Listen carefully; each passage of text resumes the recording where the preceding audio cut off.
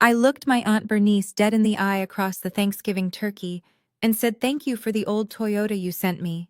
It barely runs, but I appreciate the gesture. The clinking of silverware stopped instantly. My aunt slowly lowered her wine glass to the table.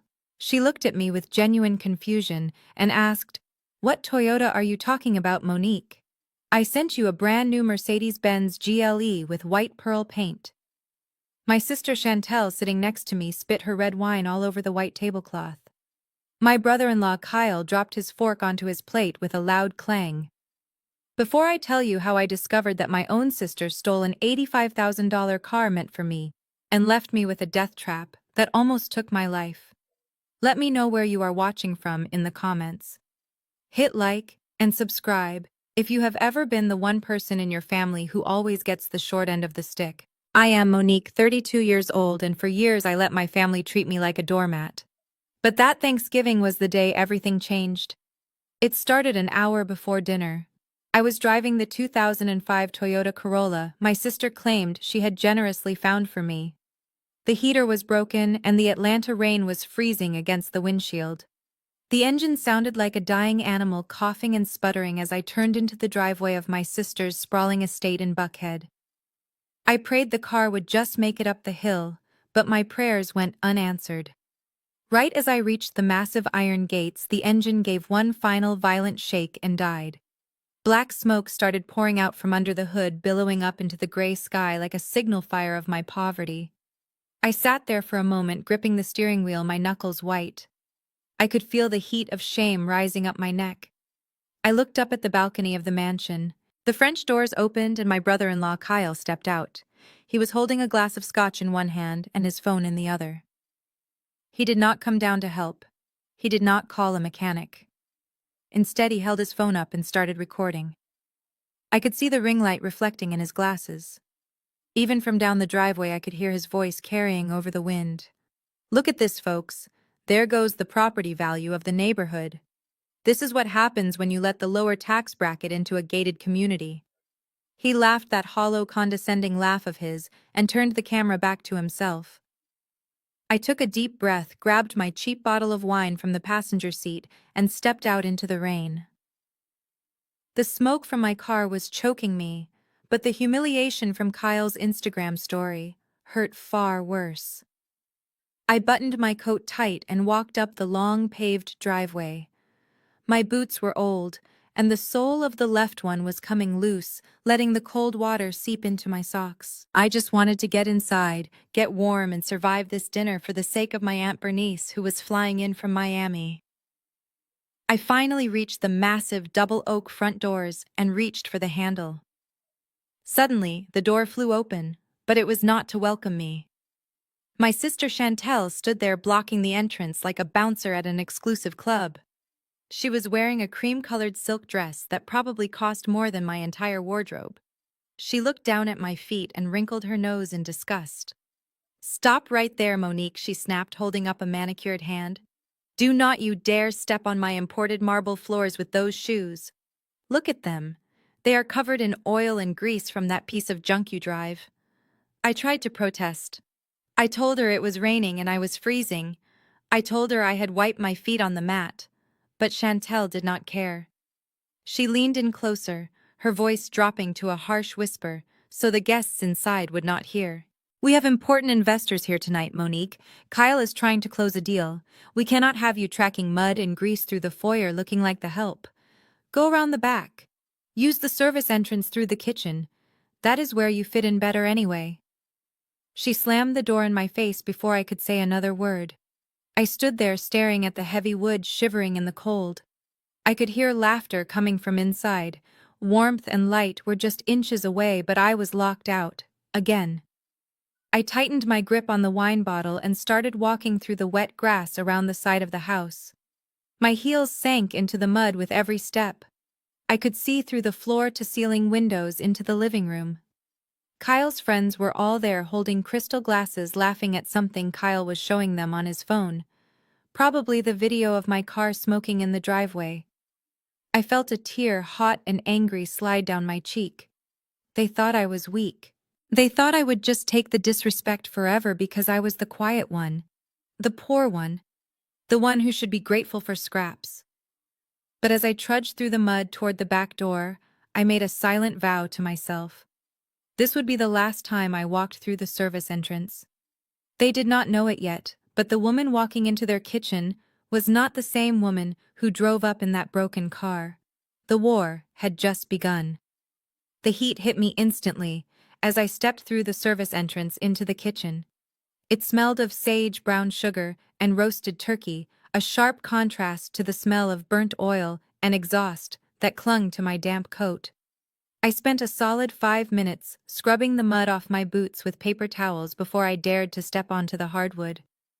I could hear the party buzzing in the living room, a symphony of crystal glasses clinking and performative laughter. I took a deep breath, smoothed down my dress, which suddenly felt very cheap, and walked down the hallway toward the noise. The living room looked like a page out of Architectural Digest, but void of any actual soul. Everything was white and gold. The 12-foot Christmas tree in the corner was draped in crystals that probably cost more than my rent. Standing in the center of the room, holding court like a queen, was Chantel.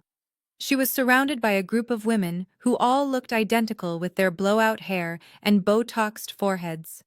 Chantel was holding up a bright orange handbag, parading it around for everyone to touch. "Oh, this old thing," she laughed, tossing her hair back.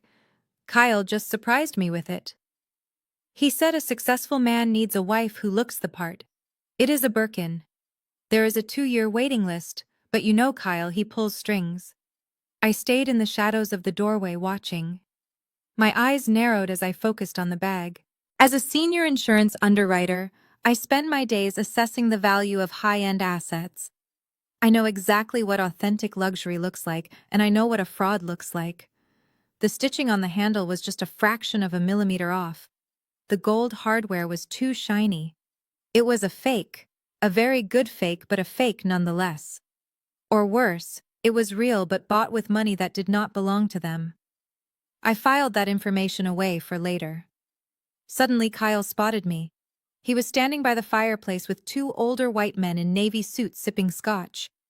His eyes scanned over my wet hair and old dress with a look of amusement. He waved me over not like a family member but like he was summoning a waiter. "Gentlemen, come here." He boomed, his voice loud enough to silence the nearby conversations. "I want you to meet the other side of the family. This is Monique, my wife's little sister." I forced a smile and extended my hand to the man on his right. "Hi, I am Monique," I said, my voice steady. Kyle did not let me finish. "She is a sweet girl, really. She helps out with some paper pushing downtown. You know, filing clerical work, data entry. Very boring stuff, but it keeps the lights on, right, Monique?" The men chuckled condescendingly, not bothering to shake my hand. One of them looked at me with pity. "Good for you, dear. Every office needs good support staff." My jaw tightened so hard I thought my teeth might crack. "Paper pushing, support staff. I am a senior risk assessor for one of the largest firms in the country. I authorize multi-million-dollar policies. I deny claims for fraud every day. I make more in a month than Kyle makes in a quarter selling overpriced condos." But looking at their smug faces, I realized correcting them was pointless. To them, I would always be small. So I just knotted my nails, digging into my palms. "Right," I said softly. "Just keeping the lights on." Kyle clapped me on the shoulder a little too hard. "Why do not you go find the kids, Monique? I think they spilled juice in the den. You are good at cleaning up messes, aren't you?" He turned his back on me, dismissing me completely to continue talking about his golf handicap. I stood there for a second longer, staring at the back of his expensive suit jacket. He was right about one thing. I was very good at cleaning up messes, and he was about to become my biggest project yet. Dinner was finally announced, and the dining room smelled like heaven. There was cornbread dressing, candied yams, collard greens, and a massive golden turkey that looked like it belonged on the cover of a magazine. For a second, I let my guard down. I was hungry and tired, and I just wanted to sit down and eat a warm meal with my family. I walked toward the long mahogany dining table where the crystal glasses were sparkling under the chandelier. There was one empty high-back chair right next to Uncle Ray, and I began to pull it out, ready to finally rest my feet. Suddenly, a hand clamped down on my wrist. I froze and looked up into Chantel's face. She was smiling that tight, fake smile that did not reach her eyes. "Oh, honey, no," she said, her voice dripping with artificial sweetness loud enough for everyone to hear. "That seat is not for you. That is for Mr. Henderson. Kyle is hoping to bring him on as a partner for the new development deal." I looked around the table. Everyone was staring. Mr. Henderson, a heavy-set man in a gray suit, looked down at his plate, embarrassed. I felt the heat rising in my cheeks again. "But there are 12 seats, Chantel," I whispered, trying to keep my dignity intact. "Surely there is room for your sister." Chantel laughed, a light tinkling sound that made my skin crawl. "Oh, Monique, you are so funny. This table is for the adults who need to discuss serious business. You would just be bored with all the financial talk. Besides, we ran out of the good china." She pointed a manicured finger toward the far corner of the room near the drafty window. There, set up hastily against the wall, was a small, wobbly plastic folding table. It was covered with a cartoon tablecloth and surrounded by 3 noisy toddlers. "You can sit there with the kids," she said, patting my cheek. "It is better suited for you anyway. You can help little Marcus cut his turkey. He is messy, just like his auntie." Kyle let out a snort of laughter from the head of the table. "Yeah, go sit at the kiddie table, Monique. Maybe you will learn something from them. They probably have a better credit score than you do right now." The guest chuckled politely, not wanting to offend their host. I felt like I had been slapped. I looked at the heavy mahogany chair one last time, then turned and walked the long walk of shame across the room. I could feel their eyes on my back. I sat down on a cold metal folding chair that screeched against the floor. While the adults at the main table were served on gold-rimmed porcelain plates, Chantel walked over and dropped a soggy paper plate in front of me. "Here you go," she said. "Try not to spill anything on the carpet." I sat there surrounded by screaming children, watching my family feast like royalty. I cut my dry turkey with a plastic fork that snapped in half. I watched Kyle raise a glass of expensive wine, proposing a toast to success in family. He looked so proud, so untouchable. He had no idea that the woman eating off a paper plate in the corner was the only reason he had a roof over his head. I chewed my food slowly, swallowing the humiliation along with the yams. Let them laugh, I thought. Let them enjoy the main table for now. Because when I'm done with them, they will be lucky if they can afford a plastic table like this one. The atmosphere in the dining room shifted the moment headlights swept across the bay window. The heavy thrum of a powerful engine silenced the room. Everyone turned to look as a sleek black town car pulled up to the front steps. It was not an Uber, and it certainly was not a rental. It was the kind of vehicle that demanded respect before the passenger even stepped out. Kyle immediately stopped mid-sentence, dropping his glass of wine on the table in his haste to stand up. Chantel smoothed her dress so aggressively I thought she might tear the fabric. The transformation was instantaneous. The arrogant sneers they had worn while banishing me to the kids' table vanished, replaced by masks of humble adoration. The front door opened and Aunt Bernice walked in. She brought the cold air with her along with the scent of expensive Chanel perfume. At 65, she looked better than most women half her age. She was wearing a floor-length cashmere coat and carrying a cane that I suspected was more for fashion than function, given how forcefully she strode into the foyer. She did not look like a guest. She looked like the owner of the building coming to inspect her investment. Auntie Bernice Chantel squealed, her voice pitching up 2 octaves. She rushed forward with her arms wide open. "We are so happy you made it. The flight was okay, I hope." Kyle was right behind her, practically bowing. "Here, let me take your coat, Bernice. You look magnificent, truly stunning. Can I get you a scotch? I have the 20-year-old reserve you like." I watched from my plastic chair in the corner as they fawned over her. It was nauseating. Just minutes ago they were mocking my poverty, and now they were bowing to the source of their own wealth. Aunt Bernice allowed Chantel to kiss her cheek and let Kyle take her coat, but her eyes were scanning the room. She was not looking at the crystal chandelier or the fake Hermes bag. She was looking for me. "Where is my niece?" she demanded, cutting through Kyle's rambling about his latest real estate deal. Her eyes landed on me in the corner squeezed between a high chair and the drafty window. Her perfectly arched eyebrows furrowed slightly, but she did not comment on the seating arrangement yet. She walked past the main table, ignoring the important business partners Kyle had been bragging about, and came straight to me.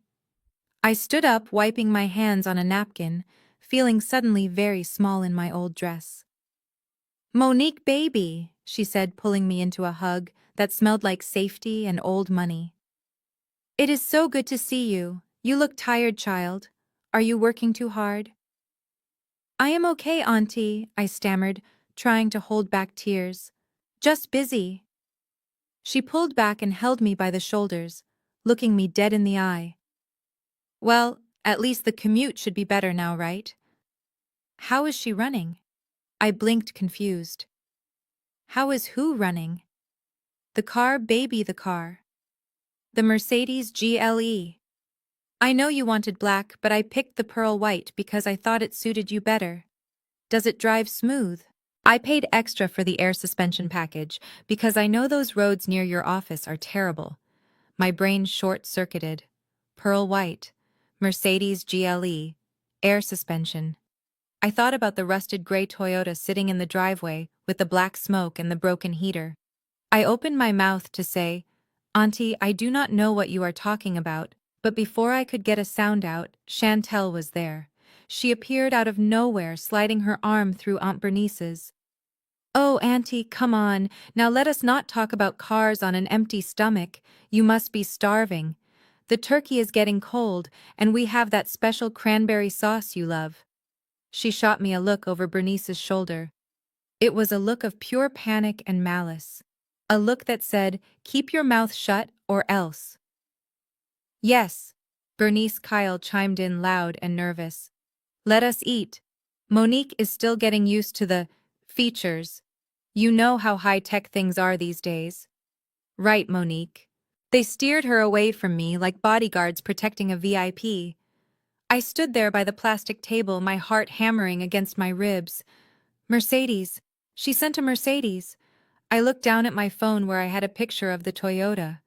Slowly, the pieces started to click into place, and the realization made me cold all over. They did not just treat me like trash. They stole a fortune from me and handed me a death trap in exchange. The dining room was filled with the soft clinking of silverware against fine china and the low murmur of self-congratulatory conversation. I had spent the last hour pushing dry turkey around my paper plate, listening to Kyle brag about his non-existent real estate empire, and watching Chantel pretend to be the perfect hostess.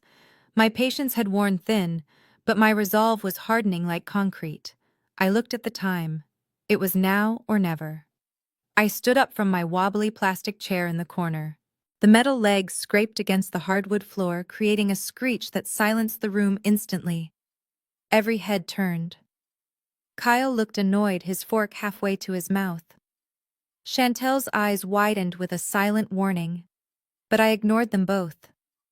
I picked up my plastic cup filled with lukewarm tap water and walked toward the main table. I stopped right next to Aunt Bernice, who was dabbing the corners of her mouth with a linen napkin. "Auntie," I said, my voice clear and steady, cutting through the tension, "I just wanted to say thank you."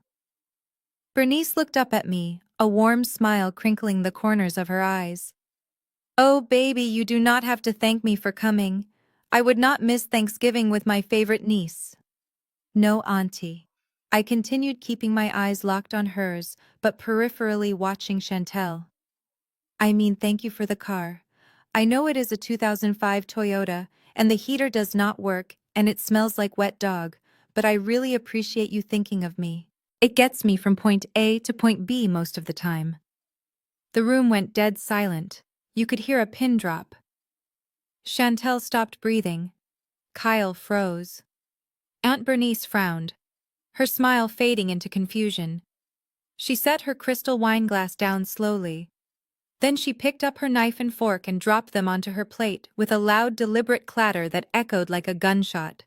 She turned her entire body toward me, her expression shifting from confusion to something much sharper, something dangerous. Toyota. She repeated the word like it was a foreign language. Monique, what are you talking about? I looked innocent. The Toyota Corolla auntie. The one Chantel said you helped her find for me. She said it was all you could afford right now, but that it was a gift from the heart. Bernice stood up. She was not a tall woman, but in that moment she looked 10 feet tall. She slammed her hand down on the table, making the gravy boat jump. Toyota, she roared, her voice shaking the chandelier. I did not send you a Toyota. I wired your sister $85,000 cash 3 weeks ago. I told her to take you to the dealership and buy the pearl white Mercedes Benz GLE 2024 with the AMG package. The reaction was immediate and chaotic.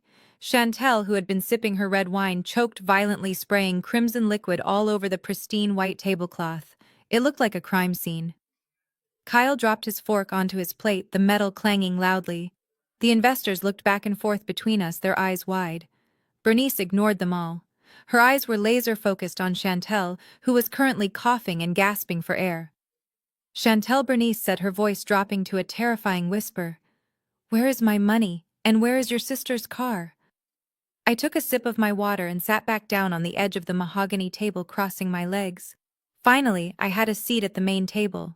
The silence that followed my question was heavy enough to crush bones, but it was broken a split second later by a sound that gave me more satisfaction than any paycheck I have ever earned. It was the wet, violent sound of Chantel choking. She had been in the middle of a smug sip of her expensive Cabernet when the words $85,000 hit her ears. Her throat closed up in panic, and she sprayed a fine mist of dark red wine all over the table. But the worst of it landed on her chest. Her cream silk dress, the one she had practically forbidden me from breathing on, was now soaked in a jagged crimson stain that looked exactly like a crime scene. Kyle was no better. His composure shattered instantly. He had a forkful of candied yams halfway to his mouth, but his hand went limp with shock. The silver fork clattered onto his fine china plate with a deafening noise, and a glob of sticky orange yams slid off the edge of the table, landing right on his polished Italian leather loafers. For the first time all night, the power dynamic in the room shifted. They were not the kings and queens of the castle anymore. They were scared children caught with their hands in the cookie jar. Chantel was gasping for air, patting her chest frantically, while a waiter rushed over with a towel. She waved him away, her eyes darting wildly between me and Aunt Bernice. "Oh, Auntie," she wheezed, her voice trembling and high-pitched. "You ruined the surprise. I mean, it is not what you think.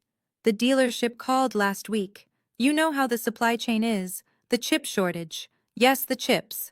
They said the Mercedes is delayed until after Christmas."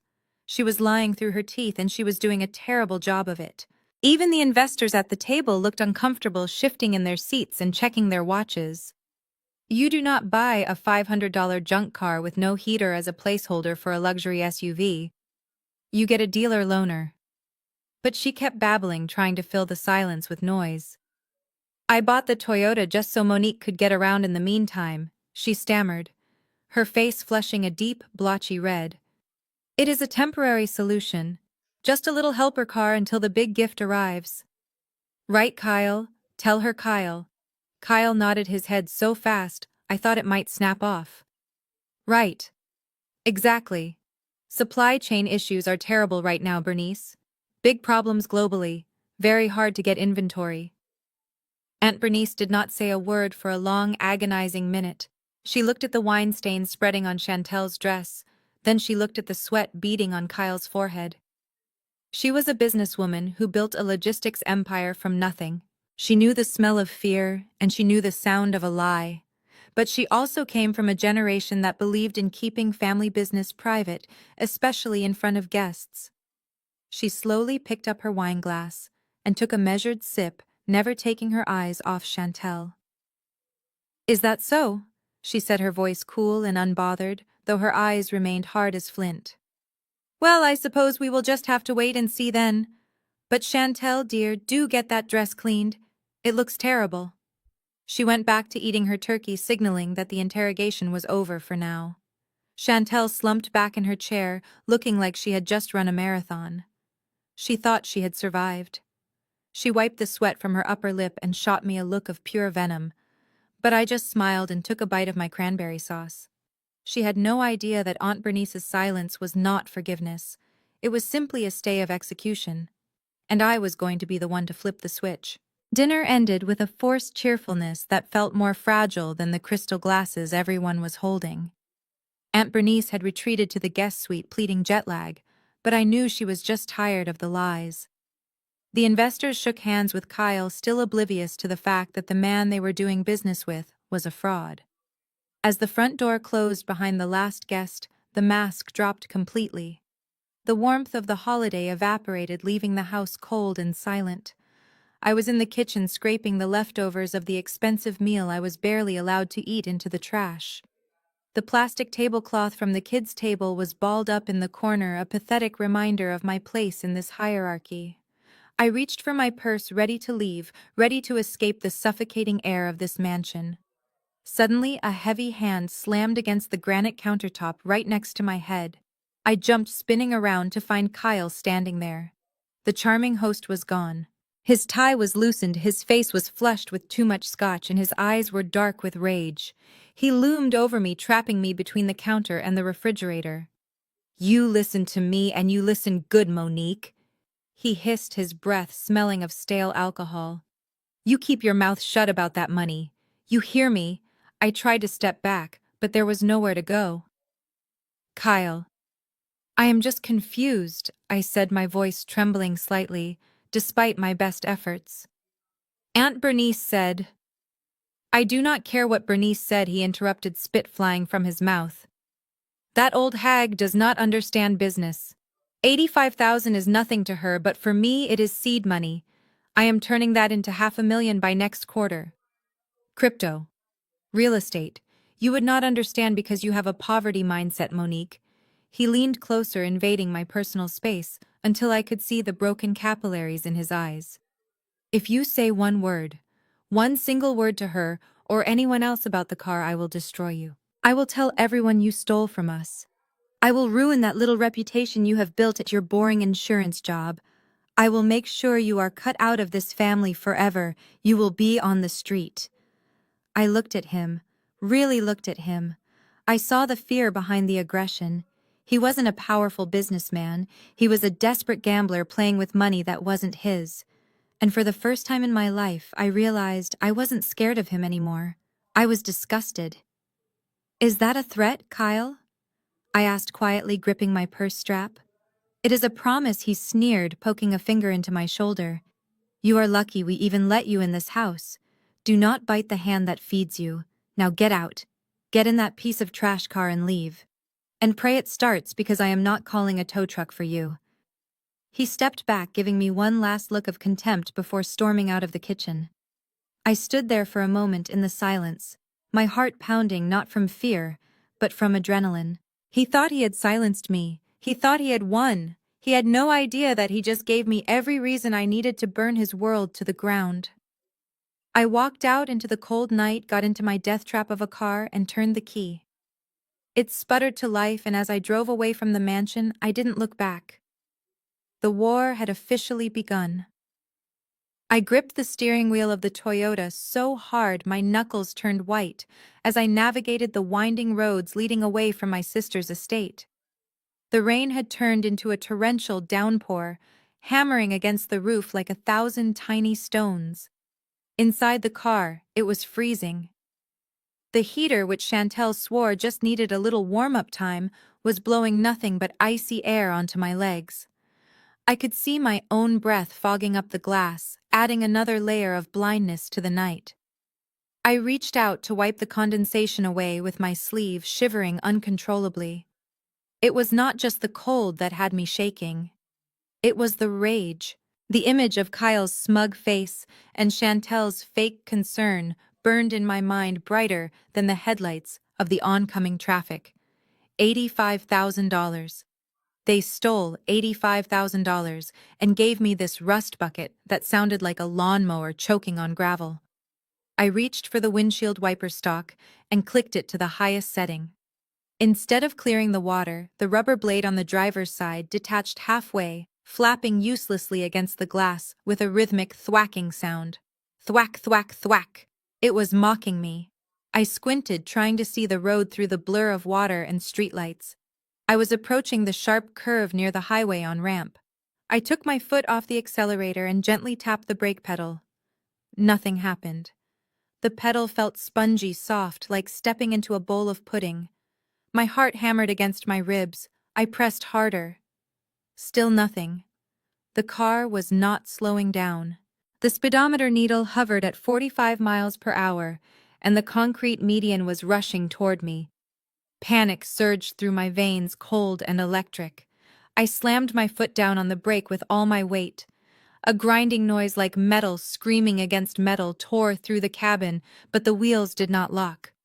The car began to hydroplane, sliding sideways across the wet asphalt. I screamed, wrestling with the steering wheel, trying to correct the spin. The headlights swept across the trees, then the guardrail, then the road again in a dizzying blur. For a terrifying second, I thought this was it. I thought I was going to die in a heap of scrap metal on the side of the road while my sister drank vintage wine in her warm mansion. I yanked the emergency brake up with both hands. The rear tires locked up with a screech and the car shuddered violently, spinning a full 180 degrees before slamming to a halt just inches from the concrete barrier. Silence fell over the car, broken only by the sound of the rain and my own ragged breathing. I sat there for a long time, staring at the dashboard where the check engine light flickered ominously. My hands were trembling so bad I could barely unclench them from the wheel. I looked around the interior of the car, the torn upholstery, the water leaking through the sunroof, the brake pedal that was still stuck to the floor. This was not just an old car. This was not just a cheap replacement because of a chip shortage. As I sat there alive by sheer luck, a chilling realization washed over me, colder than the rain outside. A car does not just lose its brakes and wipers all at once. This vehicle was dangerous. It was a death trap. And my family, the people who were supposed to love me, had put me in the driver's seat and sent me out into the storm. They did not just steal from me, they endangered my life. And as I slowly put the car back into gear and limped toward home at 10 miles per hour, I knew that I was done playing the victim. If they wanted a wreck, I would give them one. But it would be their lives crashing and burning, not mine. The fluorescent lights of my corner office hummed with a sterile white noise that usually calmed me. Being a senior underwriter means living in a world of black and white facts. There is no gray area in my line of work. Either the numbers add up or they do not. Either the claim is legitimate or it is fraud. I sat down in my ergonomic chair and took a sip of black coffee, allowing the bitterness to wake up my senses. My family thought I was just a paper pusher. They thought I spent my days filing receipts and answering phones. They had no idea that I had access to the National Motor Vehicle Title Information System and the LexisNexis Risk Management Database. To put it simply, if you own it, owe money on it, or stole it, I can see it. I unlocked my workstation and the dual monitors flickered to life.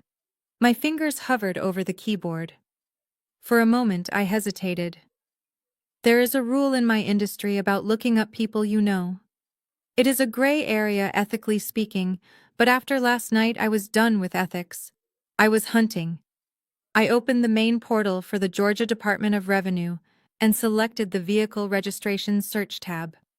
I did not have the VIN number yet, but I did not need it. I had something better. I had the arrogance of a man who thinks he is untouchable. I typed in the name. Miller, Kyle. I hit enter. The system took a few seconds to process the request. The spinning circle on the screen matched the churning in my stomach. I prayed that I was wrong. Part of me, the part that was still a little girl wanting her big sister to love her, hoped that the search would come up empty. Maybe the dealer really was waiting on a chip. Maybe the money was just sitting in an escrow account, The screen refreshed and the results populated in a neat grid. My breath hitched in my throat. There were 2 active registrations under his name. The first was his leased BMW. The second was a new entry that made my blood run cold. 2024. Mercedes Benz. GLE 450. Color pearl white. I clicked on the details and the full file opened up. I leaned closer to the screen, my eyes scanning the data points that dismantled every single lie they had told me. The status was listed as active. The purchase date was August 15th. That was 3 months ago. 3 months. I sat back in my chair, feeling the air leave my lungs. They did not order the car last week. They did not get a call about a chip shortage yesterday. Kyle had bought that car 3 months ago. He had been driving it. He had been parking it in that garage. For 90 days they had looked me in the face, watched me struggle to get to work in my old car, and lied. They had taken Aunt Bernice's $85,000 and cashed it immediately. I looked at the registration address. It was listed at their home address in Buckhead. But then I saw something else. A small red flag icon next to the title status. In the insurance world, red flags are my bread and butter. I clicked on the lien holder tab. If Aunt Bernice sent cash, there should be no lien holder. The title should be clean and clear. But it wasn't. The screen stared back at me with a brutal truth. There was a lien recorded just 2 weeks after the purchase. Lender Quick Cash Title Loans, LLC. Loan amount, $60,000. The room started to spin. Kyle had registered the car in his name, effectively stealing it from me.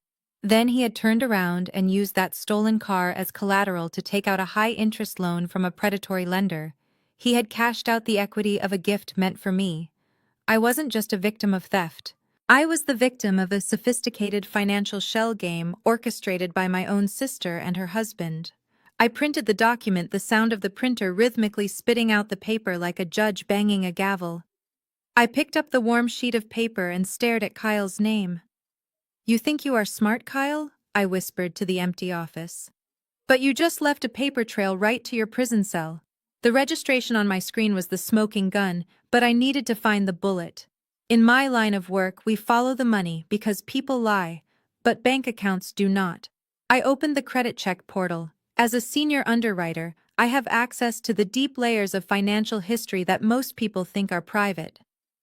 I typed in Kyle's social security number, which I had memorized from the time I helped them file their taxes 3 years ago.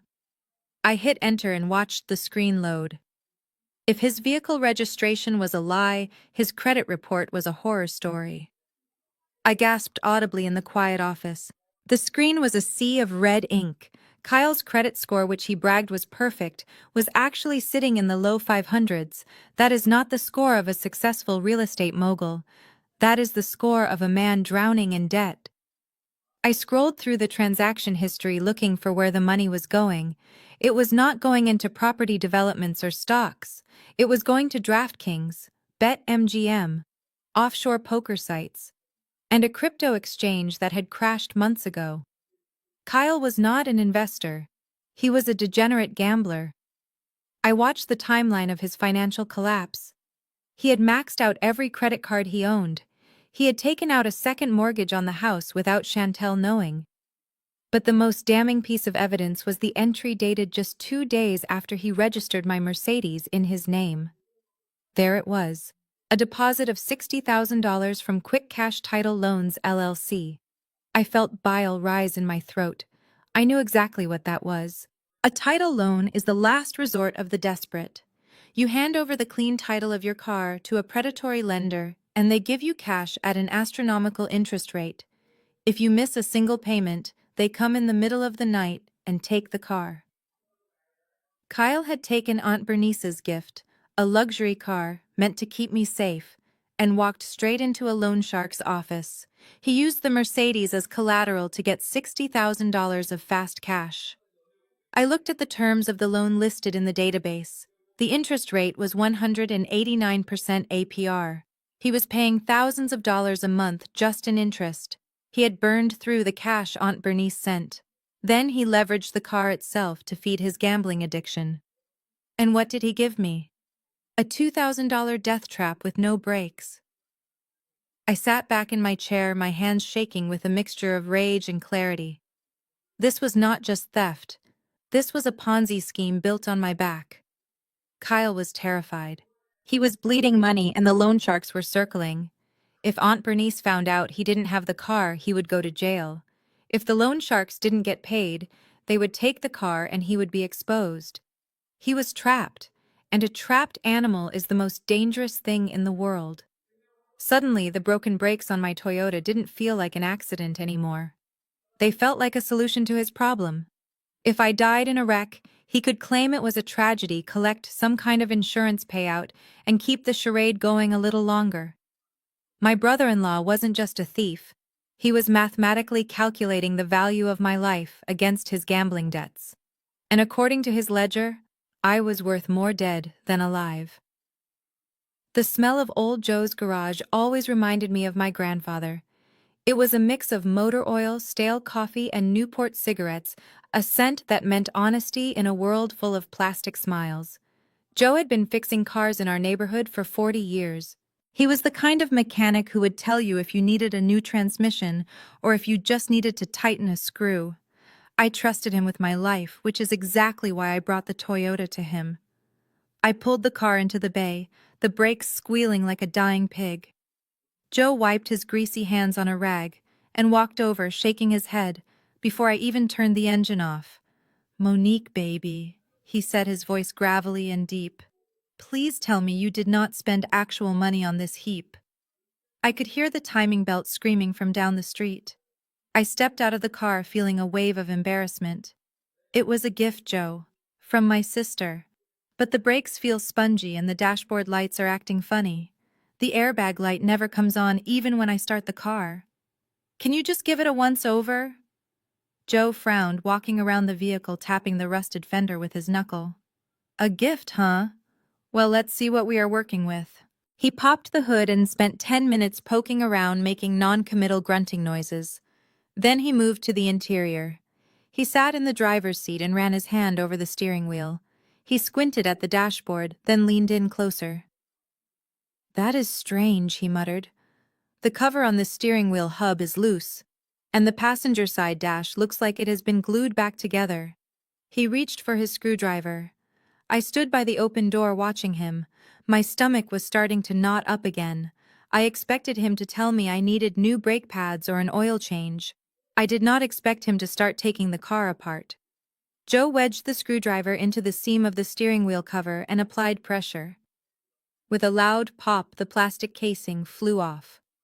Joe did not say anything at first. He just froze. Then he slowly pulled his hands back as if the car had bitten him. "Lord have mercy," he whispered. I leaned in to see what he was looking at. Where the airbag should have been, where the life-saving explosive device folded into a neat square should have sat, there was nothing, just a hollow, empty space. Wait, no. It wasn't empty. Joe reached in and pulled out a handful of crumpled, yellowing paper. It was newspaper. Old sports pages and grocery ads wadded up and stuffed into the steering column to hold the plastic cover in shape. He moved to the passenger side and ripped the dashboard panel open. More newspaper, no airbag. "Monique, look at me," Joe said, and his eyes were wide with genuine fear. "This car has no airbags. None. They have been stripped out, probably to sell on the black market. And look at the sensor wires. They have been cut and taped over so the warning light wouldn't come on." I stared at the ball of newspaper in his grease-stained hand. The headlines were from 5 years ago. "If you had hit that median last night," Joe said, his voice shaking with anger. "If you had crashed this car, your head would have hit this steering wheel at 60 miles per hour. You would be dead, Monique. Stone cold dead. This is not a car. It is a coffin." I leaned against the workbench, my legs giving out. They knew. Kyle knew. You do not buy a car like this without knowing. They stripped the safety features out, or bought it from someone who did, and they did not care. They put me in this machine, sent me out into the rain, and hoped for the worst. It wasn't just negligence. It was a setup. They traded my safety for a few $100 and a Mercedes. And looking at the pile of trash that was supposed to save my life, I realized they did not just want me poor. They would not have minded if I was dead. I stood there in the middle of old Joe's garage, feeling the concrete floor sway beneath my feet. I stared at the wad of yellowed newspaper in Joe's grease-stained hand. It was an ad for a grocery store sale from 5 years ago. That was what was supposed to save my head from smashing into the steering column. That was the value my sister and her husband placed on my life, less than the cost of a Sunday paper. My knees finally gave out and I had to lean against the dirty workbench for support. For the last 24 hours I had been operating under the assumption that Chantel and Kyle were just greedy. I thought they were selfish narcissists who stole my gift because they wanted to look rich. I thought they gave me the Toyota because they were too cheap to rent me a decent car while they spun their lies. But looking at the hollowed-out dashboard, the horrific truth crashed into me with the force of a freight train. This was not just greed, this was something far darker. I replayed the events of the previous night in my head. The rain, the darkness, the way the brakes felt like stepping on a wet sponge. The way the car spun out toward the concrete barrier. If I had been driving just 5 miles per hour faster, or if the road had been just a little slicker, I would have hit that wall. My head would have slammed into the steering wheel. With no airbag to cushion the blow, I would have suffered severe brain damage or a broken neck. I would have been dead before the paramedics even arrived. And what would have happened then? The realization made me vomit a little in my mouth. If I died in a tragic car accident on a rainy Tuesday night, Chantel and Kyle would have been free.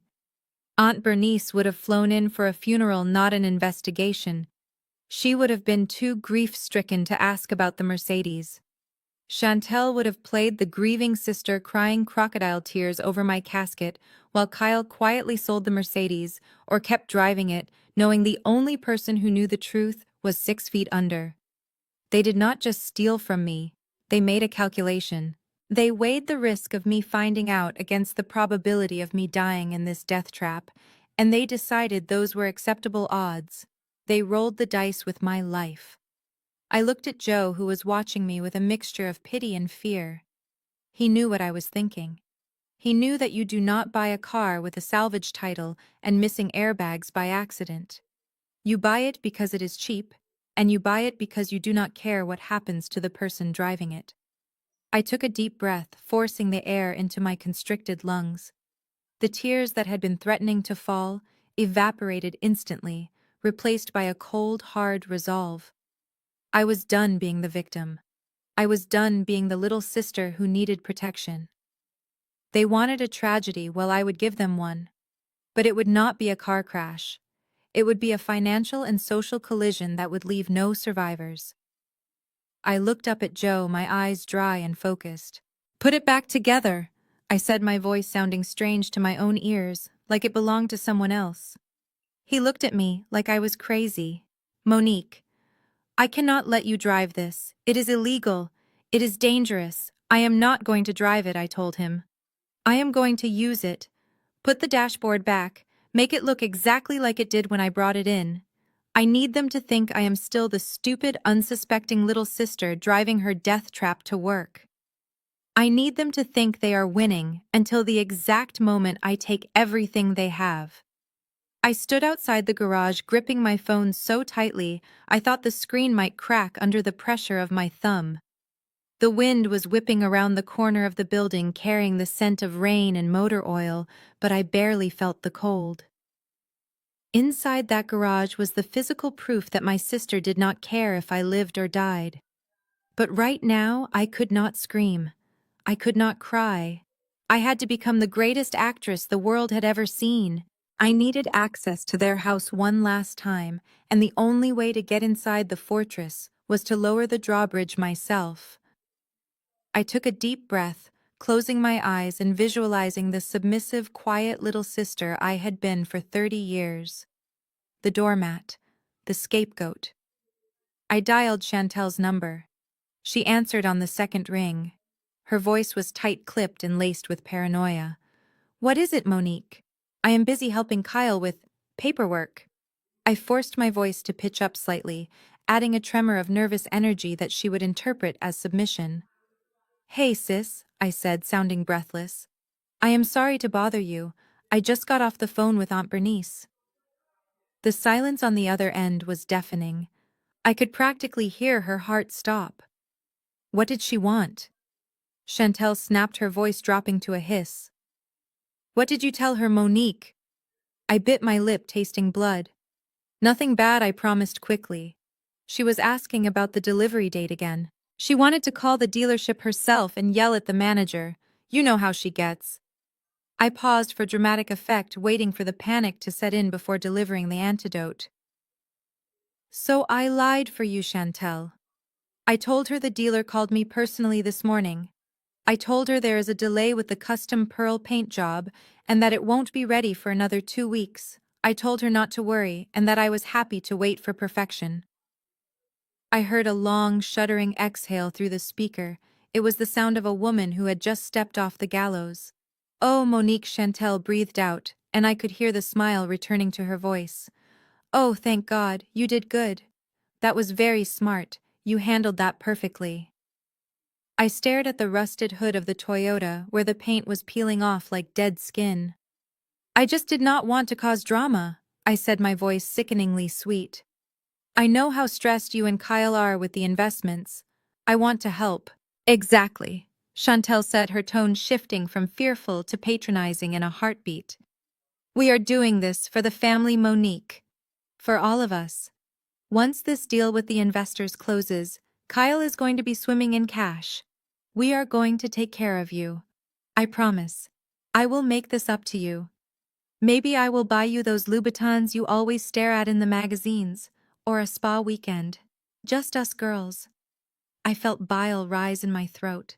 She was bribing me with shoes while I was looking at a car that was rigged to kill me. "That sounds great, sis," I said, staring dead-eyed at the brick wall of the garage. "You are the best. You are a good sister," Monique, Chantel purred. "Keep Bernice calm. Just 2 more weeks." "Okay. Okay. Love you. Love you too, sweetie." The line went dead. I slowly lowered the phone from my ear. The naive smile I had plastered on my face vanished instantly, replaced by a look of cold, hard hatred. The transformation was complete. She thought she had bought herself 2 weeks of silence. She thought she had manipulated me into protecting her lies one more time. She had no idea that she just invited the wolf right into her living room. I didn't want her shoes. I didn't want her spa days. I wanted her to feel the exact same terror she felt for those 3 seconds before I told her I lied. But next time, there would be no relief. Next time the trap would snap shut, and I would be the one holding the key. I put the phone in my pocket and walked back into the garage. It was time to go to work. The next morning I pulled into the driveway of the estate, feeling like a Trojan horse wrapped in a wool coat. I had spent the night rehearsing my lines and perfecting my posture. I needed to look defeated. I needed to look like the little sister who had accepted her place at the bottom of the totem pole. I checked my reflection in the rearview mirror of the death-trap Toyota. My eyes looked tired, which was not an act, but the smile I plastered on my face was pure fiction. I grabbed a bucket of cleaning supplies I had brought from home, because I knew Chantel would not want me using her expensive organic products, and walked to the front door. I did not have to knock. The door was already open, and I could hear Chantel screaming at a delivery driver before I even stepped inside. The house was in chaos. Decorations were being hauled in by a team of workers. White lilies, white drapes, white carpets. It looked less like a Christmas party and more like a blizzard had exploded inside the foyer. Chantel was standing in the center of the madness, holding a clipboard and looking like she was about to have a stroke. When she saw me, she did not say hello. She did not ask how I was. She just pointed at my bucket. "Thank God you are here," she snapped, checking something off her list. "The cleaning crew canceled on me last minute. Can you believe the unprofessionalism? I need you to start in the dining room and scrub the baseboards. And do not miss the corners this time, Monique." I nodded, keeping my head down. "Of course, Chantel. Whatever you need." She paused, tapping her pen against her chin, looking at me with a critical eye. Actually, scratch that. Change of plans. Kyle is hosting a VIP cigar lounge for the investors tonight in his home office. He left it a disaster zone. There are papers everywhere and it smells like an ashtray. Go clean it up. Make it look professional. And do not touch anything on his desk, just organize the piles. My heart skipped a beat. I had to bite the inside of my cheek to keep from smiling. Kyle's office was usually the forbidden zone. It was always locked, always off limits to everyone, especially me. Chantel was so overwhelmed with her party planning that she was making a fatal error. She was sending the investigator directly to the crime scene. "Are you sure?" I asked, adding a tremble of hesitation to my voice. "You know Kyle hates it when I go in there." "Just do it, Monique," she yelled, turning back to the florists. "Stop being so difficult. He gave me the key. It is on the hook by the kitchen. Go, now." I walked to the kitchen and grabbed the small brass key. It felt heavy in my hand. Cold. I walked down the long hallway toward the double mahogany doors of the study. The noise of the party prep faded away with every step. I was moving from the chaos into the silence of the hunt. I reached the door and inserted the key. The lock tumbled with a satisfying click. I pushed the door open and slipped inside, closing it softly behind me. The room smelled of expensive leather, stale scotch, and arrogance. I looked around at the mess. Files were scattered on the floor. Empty glasses sat on the bookshelves. It was the room of a man who was unraveling. I set my cleaning bucket down on the Persian rug. I was not here to scrub baseboards.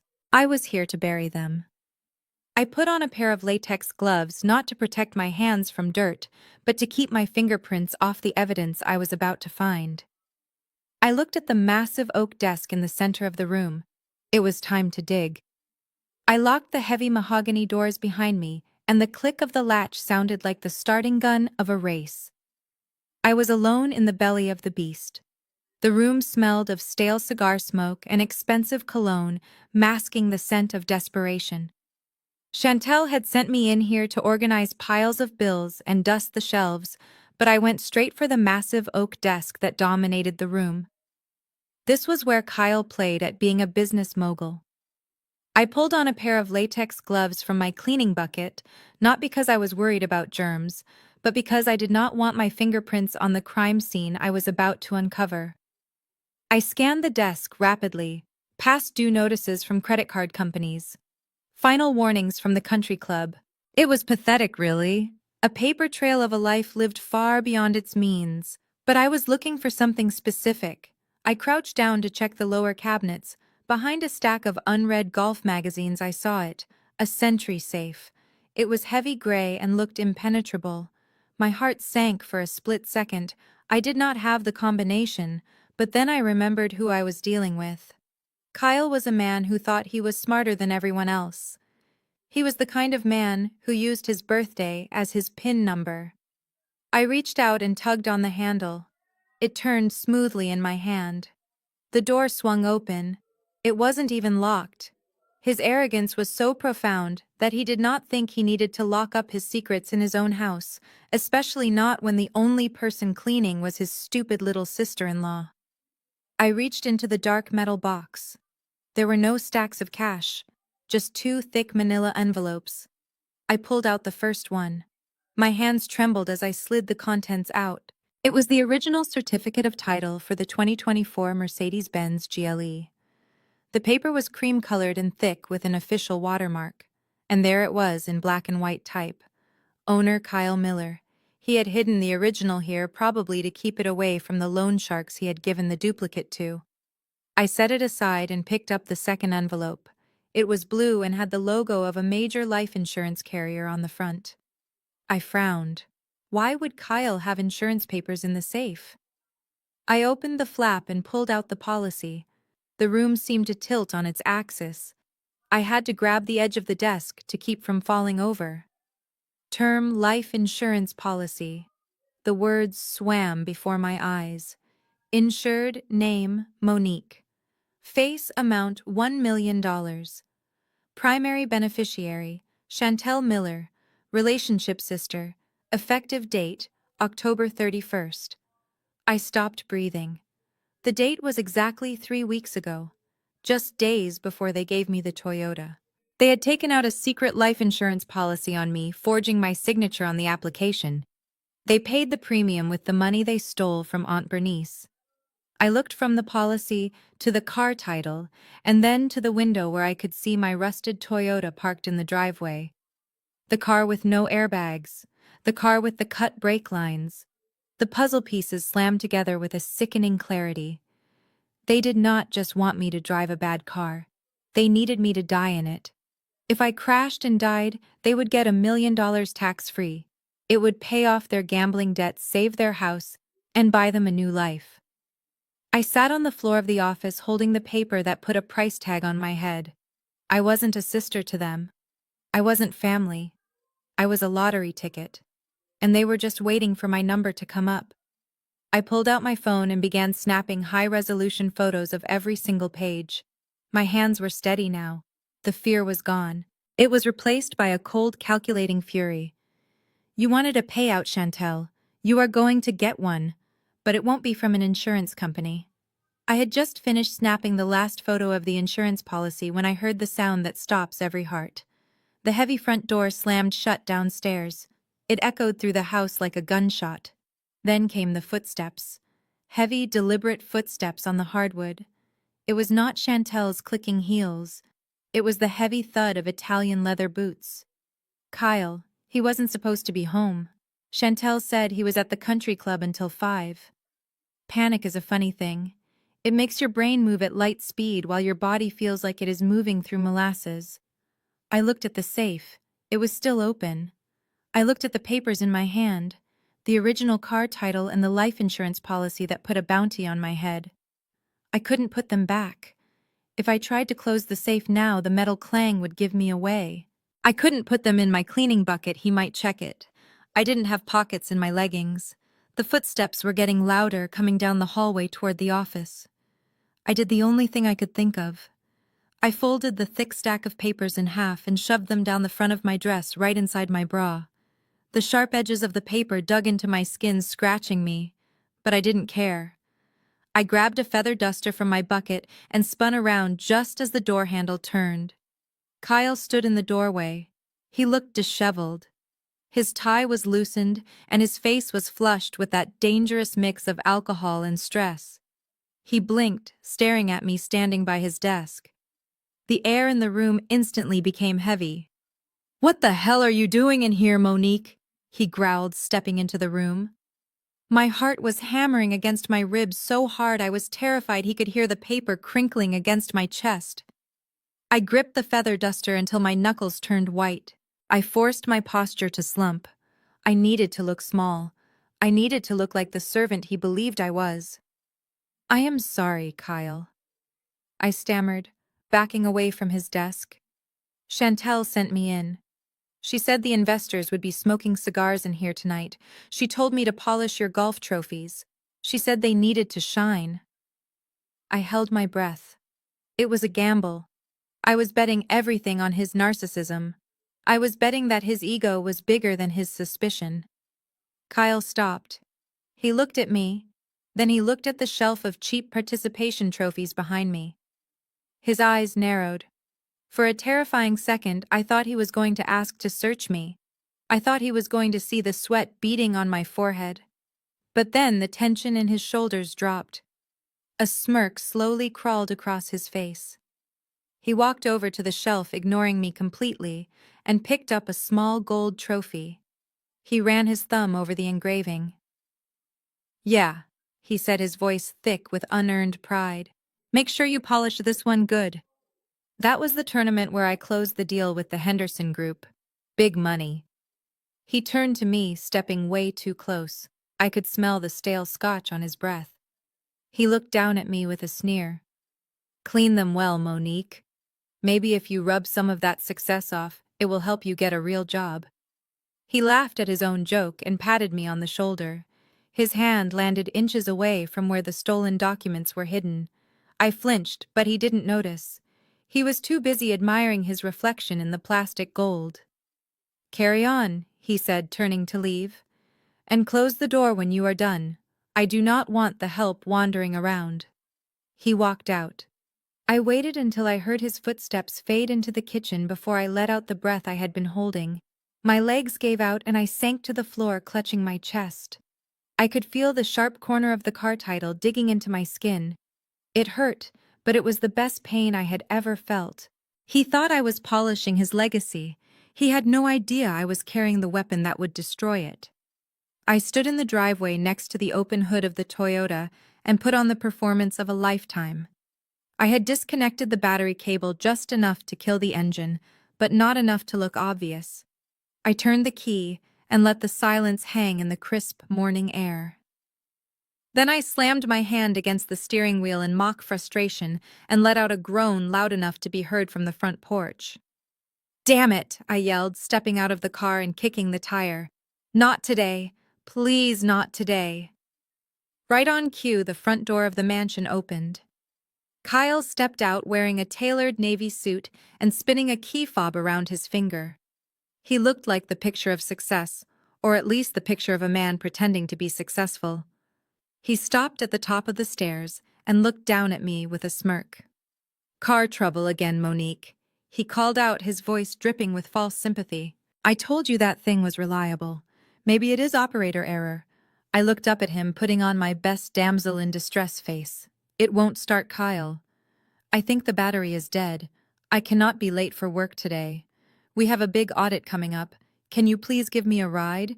It is on your way to the club." Kyle sighed, dramatically, checking his Rolex. "I do not know, Monique. I have a very tight schedule. Time is money." "Please, Kyle, I will pay for gas." He chuckled, walking down the steps. "Keep your change, Monique. You need it more than I do. Come on, hop in. But wipe your shoes first. I do not want mud on the mats." He walked past my sad, broken Toyota and clicked the unlock button on the key fob. The lights of the pearl-white Mercedes GLE flashed a welcome. The mirrors unfolded automatically. It was a magnificent machine. My machine. I walked toward it feeling a strange mix of pride and violation.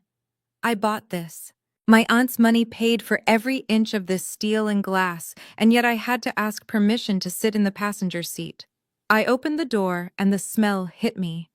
It wasn't the smell of pine air fresheners or stale fast food. It was the intoxicating scent of brand new premium leather. I slid into the seat, and it hugged my body perfectly. The dashboard was a spaceship of digital screens and ambient lighting. I ran my hand over the wood grain trim on the center console. It felt cool and smooth. "Nice ride," I said, buckling my seatbelt. "Is this new?" Kyle climbed into the driver's seat and pushed the start button. The engine roared to life with a low, powerful growl. He adjusted the rearview mirror and shot me a smug look. "This," he said, patting the dashboard. "This is a special corporate lease. One of my top clients hooked me up. It is the AMG package. Twin turbo. 400 horsepower. You cannot buy these off the lot right now. You have to be on a list." I nodded, staring out the window to hide the fire in my eyes. A corporate lease. Another lie. He was so comfortable lying it just rolled off his tongue like poetry. "It feels expensive," I said quietly. "It is expensive," he corrected me, merging onto the main road and flooring the gas pedal. The car surged forward, pushing me back into the seat. He drove aggressively, weaving through traffic just to show off the handling. "This car costs more than you make in 3 years, Monique," he said, laughing. "But you know what they say. You have to dress for the job you want, not the job you have. Maybe if you work harder one day, you can afford a C-Class. Used, of course." I looked at his hands gripping the leather steering wheel, my steering wheel. He was lecturing me about hard work while driving a car he stole from me, paid for by a woman he was lying to. The irony was so thick, I could taste it. "Yeah, Kyle," I said, forcing a smile. "Maybe one day." I reached down and subtly adjusted the seat controls. I wanted to remember exactly how this felt. Because the next time I sat in this car, Kyle wouldn't be driving. He wouldn't even be free. He would be in a cell and I would be driving this beast to visit him, just to rev the engine outside the prison walls.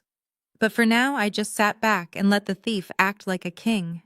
The Mercedes glided to a smooth stop at the curb outside the coffee shop, where I asked to be dropped off. The engine purred with a quiet power that mocked my pounding heart. This was the moment. The most dangerous gamble I had taken since this entire nightmare began.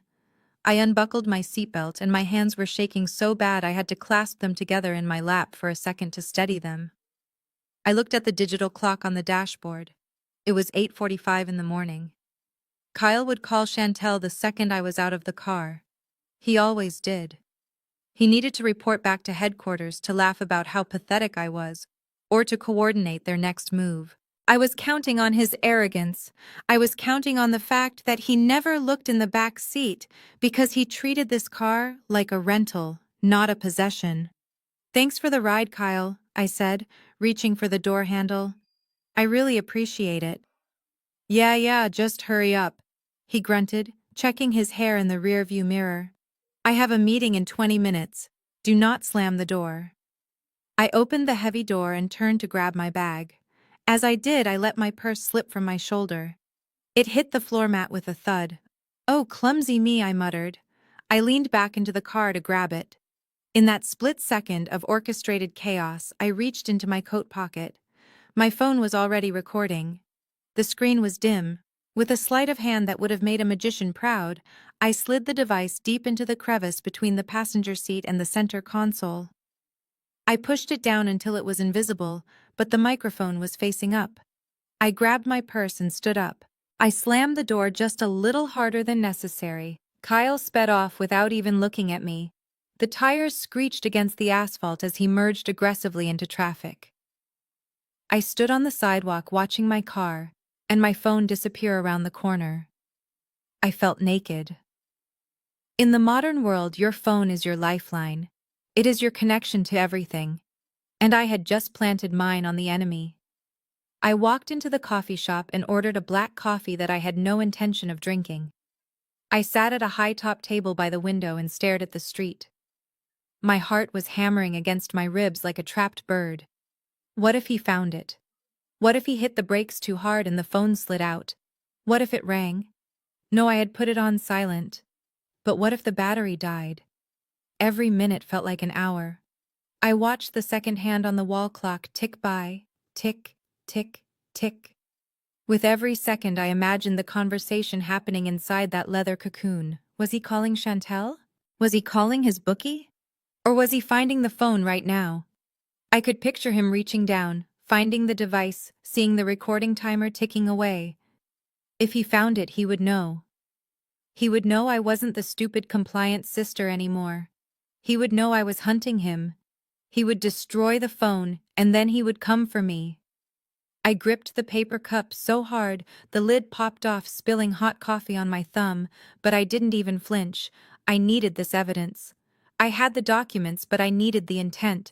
I needed a jury to hear his voice. I needed them to hear him say it. I needed to hear him admit that he wanted me dead. 20 minutes passed. It was the longest 20 minutes of my life. Finally, I saw the white Mercedes turn the corner. My stomach dropped. This was it. I walked out to the curb just as he pulled up. He rolled down the window. "You forget something?" he asked, looking annoyed. "Yeah," I said, forcing a laugh. "I think my phone slipped out of my pocket. I am such a mess today." I opened the door and reached into the crevice. My fingers brushed against the cold glass of the screen. It was still there. He hadn't found it. I pulled it out and hid the screen against my palm. "Got it," I said, closing the door. Kyle didn't even say goodbye. He just drove off. I looked down at the phone in my hand. The recording was still running. 24 minutes and 12 seconds. I pressed stop and saved the file. My hands were trembling as I pressed play and held the speaker to my ear. And then I heard it. The voice of betrayal, loud and clear. And I smiled. Gotcha. The silence in my apartment that night felt heavy, like a physical weight pressing down on my chest. I sat on the edge of my bed with my legs pulled up to my chest, staring at the phone lying on the duvet. It looked innocent enough, just a piece of glass and metal. But I knew that what was trapped inside that device had the power to destroy lives. My hands were trembling as I unlocked the screen. The recording file was 45 minutes long. I put on my noise-canceling headphones, sealing myself off from the world, and pressed play. At first there was just the hum of the road and the low thrum of the Mercedes engine.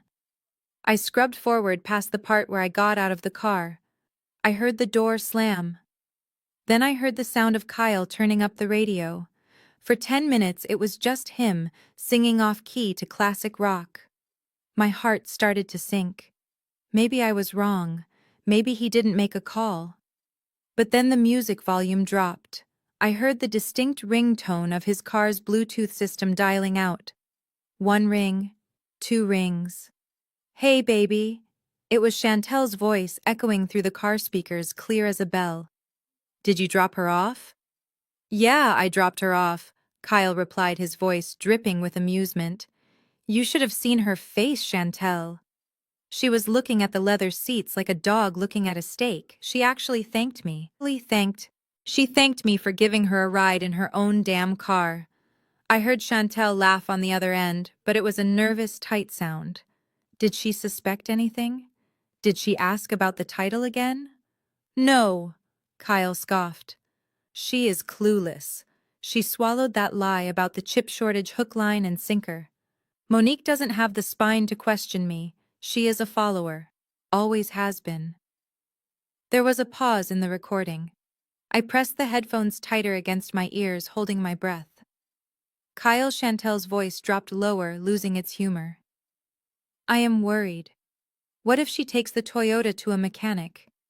What if she finds out about the missing airbags? Or what if she just keeps driving it and nothing happens? We cannot keep this charade up forever. The loan sharks are calling me too now. We need that money." I felt a cold shiver run down my spine. And then Kyle said the words that killed the last ounce of love I had for my family. "Relax, Chantel. She won't be driving it for long." I made sure of that this morning before she came outside. I crawled under there and nicked the brake line. Just a tiny cut. It will hold for a few miles, maybe a day or two. But once that fluid leaks out and she hits the highway, she's going to lose all braking power. I gasped aloud in my empty apartment, my hand flying to my mouth. But Kyle Chantel sounded panicked now. "What if she doesn't, you know? What if she survives?" "She won't," Kyle said casually, as if he were discussing the weather. "Not at highway speeds in a tin can with no airbags. She will go right through the windshield. And when she does, we collect. The accidental death rider on that insurance policy is double indemnity. That is $500,000, Chantel. That pays off the shark, it pays off the house, and it gets us out of this hole. We just have to wait for the phone to ring." I ripped the headphones off my head and threw them across the room. I scrambled backward on the bed until my back hit the wall. I couldn't breathe. The air in the room felt too thin. They weren't just waiting for an accident. They engineered one. Kyle had crawled under my car with a knife. He had calculated the physics of my death. And Chantel, my own sister, her only concern was what would happen if I survived. I sat there in the dark, shivering uncontrollably. The tears finally came, but they were not tears of sadness. They were hot, angry tears. I looked at the phone recording still paused on the screen. That audio file was my shield and my sword. They wanted a funeral. They were planning to spend the money from my death. Well, I was going to make sure the only thing that died was their freedom. I wiped my face and picked up the phone again. I saved the file to the cloud, then to my laptop, then to a flash drive. I was going to make them pay, and the price would be much higher than $500,000. I sat in the darkness of my apartment, with the glow of my laptop screen illuminating my face. The audio file of my brother-in-law confessing to his crime was safely stored on 3 different hard drives. Most people would have called 911 immediately. Most people would have wanted the police to rush in with sirens blaring to arrest the man who cut their brake lines. But I did not just want Kyle arrested. I wanted him obliterated. I wanted to strip him of his pride, his reputation, and his false status before I let the law take his freedom.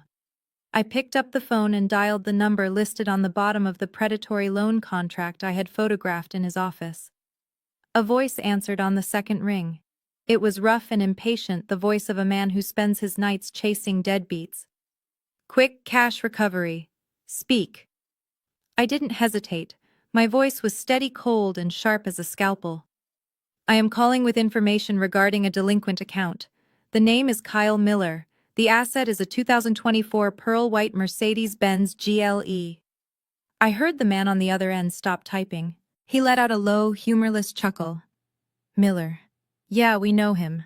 We have been looking for that car for 3 weeks. He keeps it garaged behind a locked gate. We cannot repo it if we cannot get to it. Unless you have a key, I cannot help you. I smiled in the darkness. I do not have a key, I said. But I have something better. I have an invitation. I gave him the address in Buckhead. I told him the gate code which Chantel had foolishly texted me earlier that day for the party preparations. Then I gave him the time. Christmas Eve, 8 o'clock sharp. There is a party, I explained. The gates will be open for the guests. The car will be parked in the circular driveway right out front. He is flaunting it. He wants everyone to see it. He thinks he is untouchable. The repo man whistled low.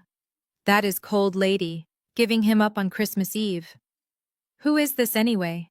An angry ex-wife. I leaned back in my chair watching the city lights flicker outside my window. I am just a concerned citizen who believes in paying debts. I lied smoothly. Just make sure you bring your biggest tow truck. And make sure you are loud. I want everyone to know that Kyle Miller does not pay his bills. You will get your car.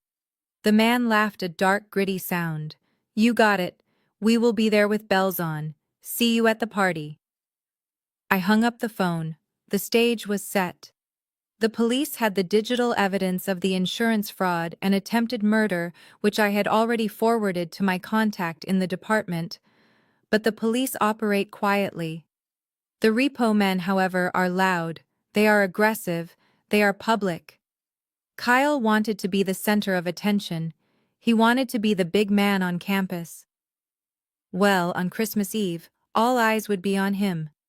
And I would be there in the front row to watch him fall. For years I had been conditioned to look for the red clearance stickers. Whenever I walked into a department store, my feet automatically turned toward the back corner where the out-of-season clothes hung limply on overcrowded metal racks. I was the practical sister, the invisible sister, the one who bought sensible gray slacks and beige cardigans because I was just the paper pusher. But as I walked through the glass doors of the high-end mall that afternoon, I walked right past the discount department store. I did not even glance at the sale signs. Today, I was not shopping for clothes. I was shopping for armor. I walked into the most expensive boutique in the wing. The air inside smelled different, like lavender and money. The carpet was so thick my boots sank into it. A sales assistant with perfect makeup and a judgmental stare looked up from her phone. She scanned my jeans and my winter coat, and I saw the dismissal in her eyes. She started to turn away, assuming I was just browsing or lost. But I did not shrink back this time. I walked straight to the center of the showroom. I am looking for a gown, I said, my voice projecting across the quiet room. Something for a formal evening event. The girl gave me a tight smile. The sale section is in the back, madam. I am not looking for a sale, I replied, locking eyes with her. I am looking for something specific. I need red. Not pink, not burgundy. I need blood red. I walked over to a mannequin standing on a pedestal. It was wearing a floor-length silk gown that looked like a flame frozen in time. It was a deep scarlet with a neckline that plunged dangerously low, and a thigh-high slit that screamed confidence. It was the kind of dress that demanded attention. It was the kind of dress Chantel would kill for, but could never pull off because she lacked the spine. I want to try this one, I said, pointing to it. in a size 4. The salesgirl hesitated for a second, surprised by my tone. But she went to the back and returned with the hanger. I stepped into the fitting room and locked the door. As the silk slid over my skin, I watched myself in the three-way mirror. The transformation was instant. The woman staring back at me wasn't the sad little sister with the broken Toyota. She was a warrior. The red fabric hugged every curve, making me look taller, stronger, and dangerous. I looked like a warning sign. I looked like retribution. I stepped out of the fitting room. The salesgirl's jaw dropped slightly. "It fits perfectly," she whispered despite herself. "I will take it," I said. I walked to the counter. The price tag was $1,200. A month ago I would have fainted at that number. But I wasn't poor. That was Kyle's lie. I was a senior risk assessor. I had savings. I had a perfect credit score. I lived below my means while they drowned in debt. I pulled out my heavy metal credit card, the one I paid off in full every single month, and placed it on the glass counter. The machine beeped approved instantly. As the girl wrapped the red dress in layers of white tissue paper, I felt a surge of adrenaline. Chantel had sent out invites for a white Christmas party. She wanted everyone in white to symbolize purity and peace. Well, I was going to walk into that sea of white wearing the color of blood. I was going to stand out like a fresh wound. I took the heavy shopping bag and walked out of the store, my head held high. The war paint was ready. Now all I had to do was show up to the battle. I was sitting on the floor of my living room, surrounded by the physical copies of the evidence, when my phone buzzed against the hardwood. The screen lit up with a FaceTime request from Aunt Bernice. It was late, almost midnight, but I wasn't surprised. Bernice had always possessed a sixth sense when it came to her family. It was like she could feel a storm coming before the first drop of rain even fell. I propped the phone up against a stack of law books and cleared my throat, pushing the stack of incriminating bank statements out of the camera frame before hitting the green button. Her face filled the screen, and for the first time she looked her age. She wasn't wearing her usual armor of heavy makeup and diamonds. She was in a silk robe, her hair wrapped in a scarf, and she looked tired. Her eyes, usually so sharp and commanding, were clouded with worry. "Monique, baby," she said, her voice sounding tinny through the speaker. "I am sorry to call so late. I just could not sleep." I softened my expression. "Why not, Auntie? Is your arthritis bothering you again?" "No, child, it is not my bones. It is my spirit." She pressed a hand to her chest. "My spirit is restless, Monique. I have this heavy feeling right here, like a stone sitting on my heart. I have been praying for an hour, but the feeling won't go away. I just needed to see your face. Are you sure you are okay? Is everything truly all right with you and your sister?" I looked at her kind face on the screen and I felt a pang of guilt. She had been so generous, and they had betrayed her trust so vilely. She could sense the rot in the family tree, even if she couldn't see the specific branch that was breaking. I wanted to tell her everything right then and there. I wanted to scream that Kyle was a thief and Chantel was an accomplice to attempted murder. But I couldn't. Not over the phone. She needed to see the proof. She needed to see their faces when the mask slipped. "I am fine, Auntie," I said, keeping my voice calm and steady. "In fact, I am better than I have been in a long time. You do not need to worry about me. I am safe." She squinted at the screen, studying my face. "You look different, Monique. You look determined. There is a fire in your eyes I have not seen before. What are you not telling me?" I leaned in closer to the camera and smiled, a smile that didn't quite reach my eyes. A smile that held a secret. "Auntie, I need you to promise me something. Tomorrow night at the Christmas party. I need you to be in the living room exactly at 8 o'clock. Not a minute later." Bernice frowned. 8 o'clock? Chantel said cocktails start at 7. Why 8? "Because I have prepared something," I said. "A special gift. For you and for the whole family. It is going to clear up all the confusion. It is going to answer every question you have ever had." "A gift?" she asked. "Monique, baby, You know you do not have the money to be buying gifts. You should be saving. I didn't spend a dime, Auntie, I whispered, touching the cool metal of the flash drive sitting on the floor next to me. This gift is priceless. It is the gift of truth. And I think it is going to be the most memorable Christmas present you have ever received. Just promise me, 8 o'clock. She looked at me for a long silence, searching for the frightened little niece she used to know. But that girl was gone. Okay, Monique, she finally said. I trust you. I will be there. I ended the call and sat back in the silence. The unease in her spirit was valid. She sensed a storm was coming.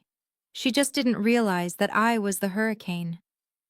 I was putting the final touches on my makeup when my phone lit up on the vanity table with a bright, intrusive ping. It was a notification from Evite. The subject line was drowning in snowflake emojis and exclamation points. The Miller Family White Christmas Extravaganza. I clicked open the digital card and it was exactly as pretentious as I expected. It was animated. Little digital snow was falling over a professional photo of Chantel and Kyle posing in white cashmere sweaters, holding hands and looking like a couple from a Hallmark movie. The text below the photo was bold and commanding. Join us for an evening of elegance and purity. Dress code, strictly all white. Let us celebrate the peace of the season together. I laughed out loud, a dry, harsh sound that echoed in my empty bedroom. Purity. Peace. The audacity was breathtaking.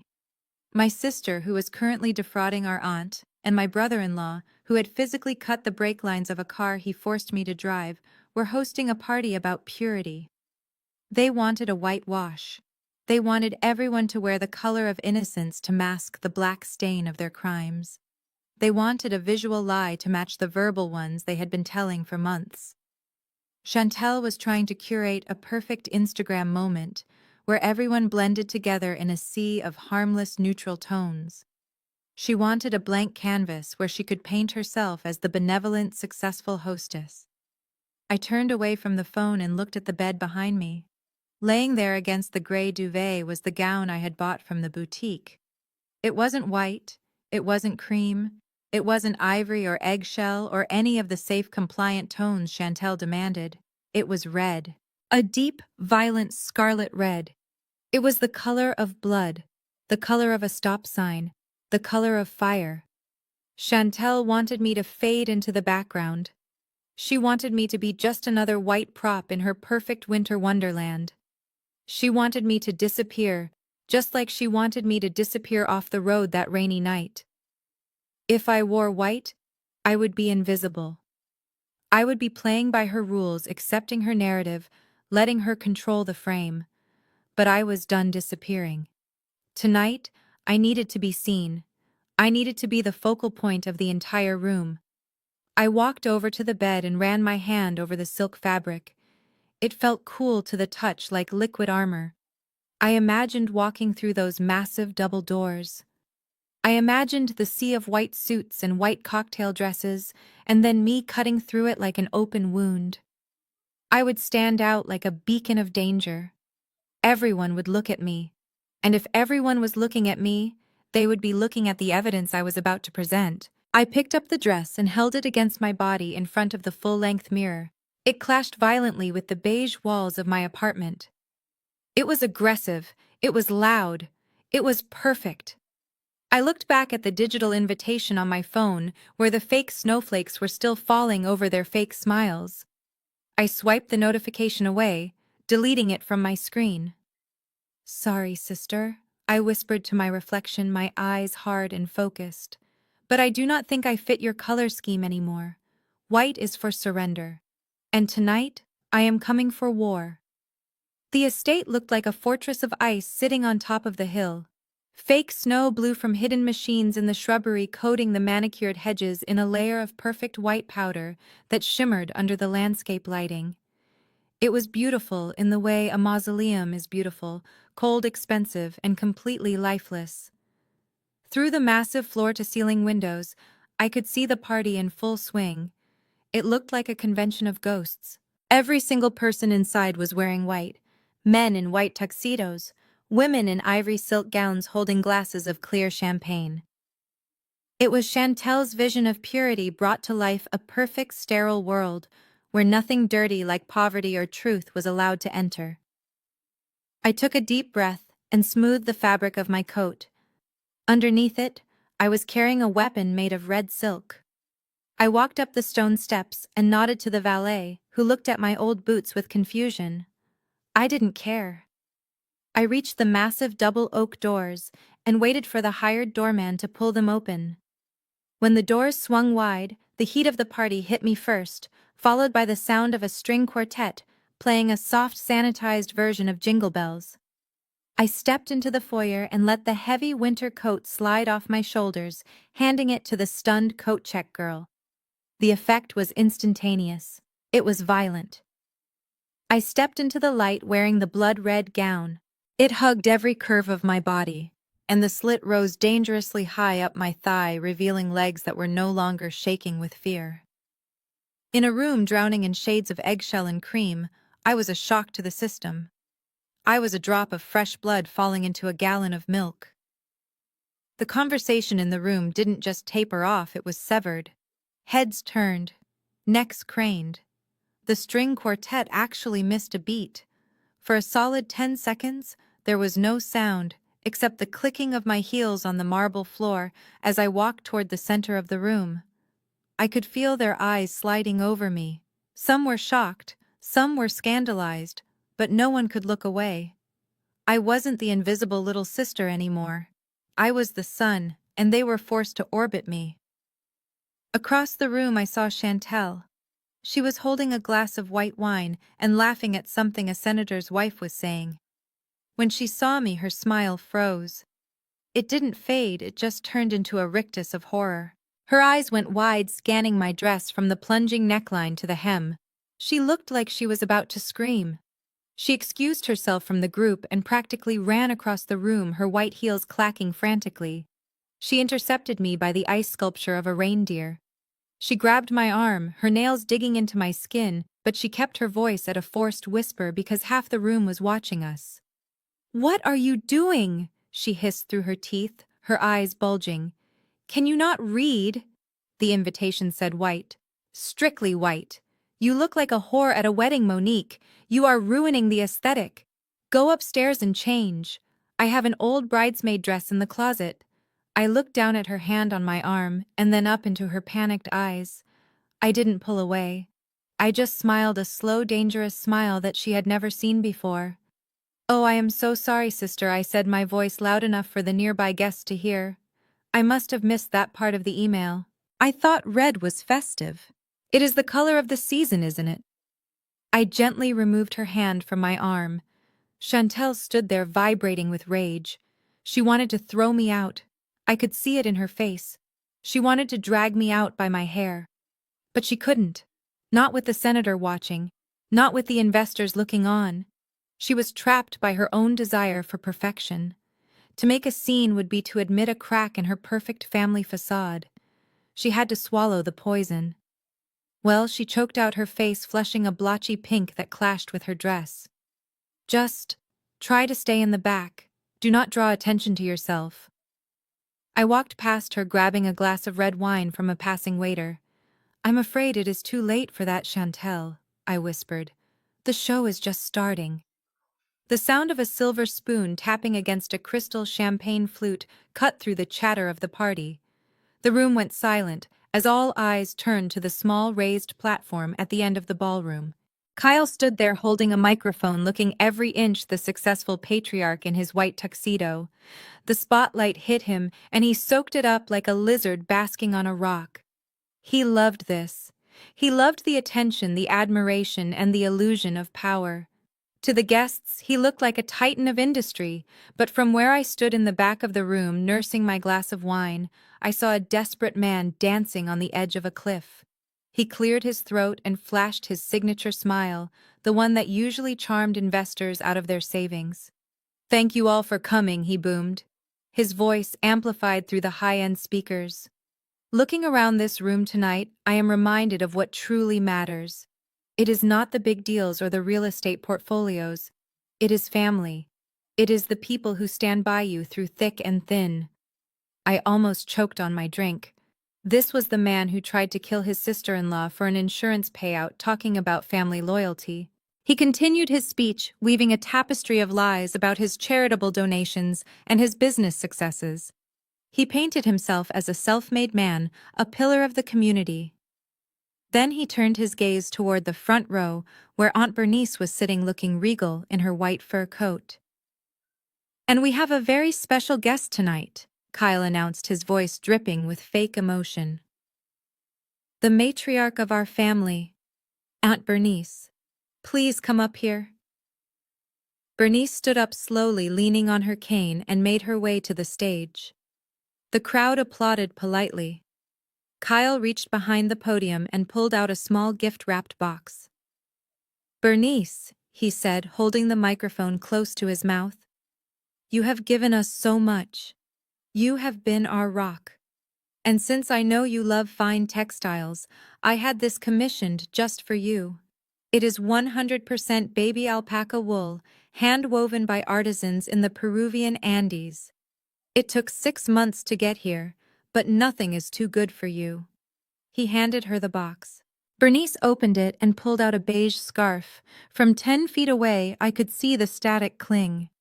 It wasn't alpaca. It was acrylic. I had seen the exact same scarf in a discount bin at the mall last week for $12. He had stolen $85,000 from her and gave her a piece of scratchy polyester in return. Bernice smiled politely because she had class, but I saw the disappointment in her eyes. She touched the fabric and knew immediately it was cheap, but she nodded and allowed Kyle to kiss her on the cheek. "Oh, Kyle, you shouldn't have," she said, and she meant it. The crowd erupted in applause. They clapped for his generosity. They clapped for his lie. They looked at him like he was a saint. That was the breaking point. The hypocrisy was physically painful.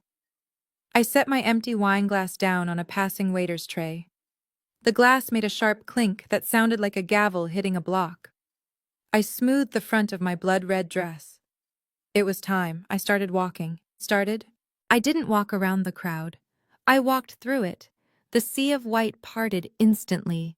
People stepped back, their eyes widening as the woman in red cut a path straight toward the stage. I didn't look left or right. I kept my eyes locked on Kyle, who was still bowing to the applause.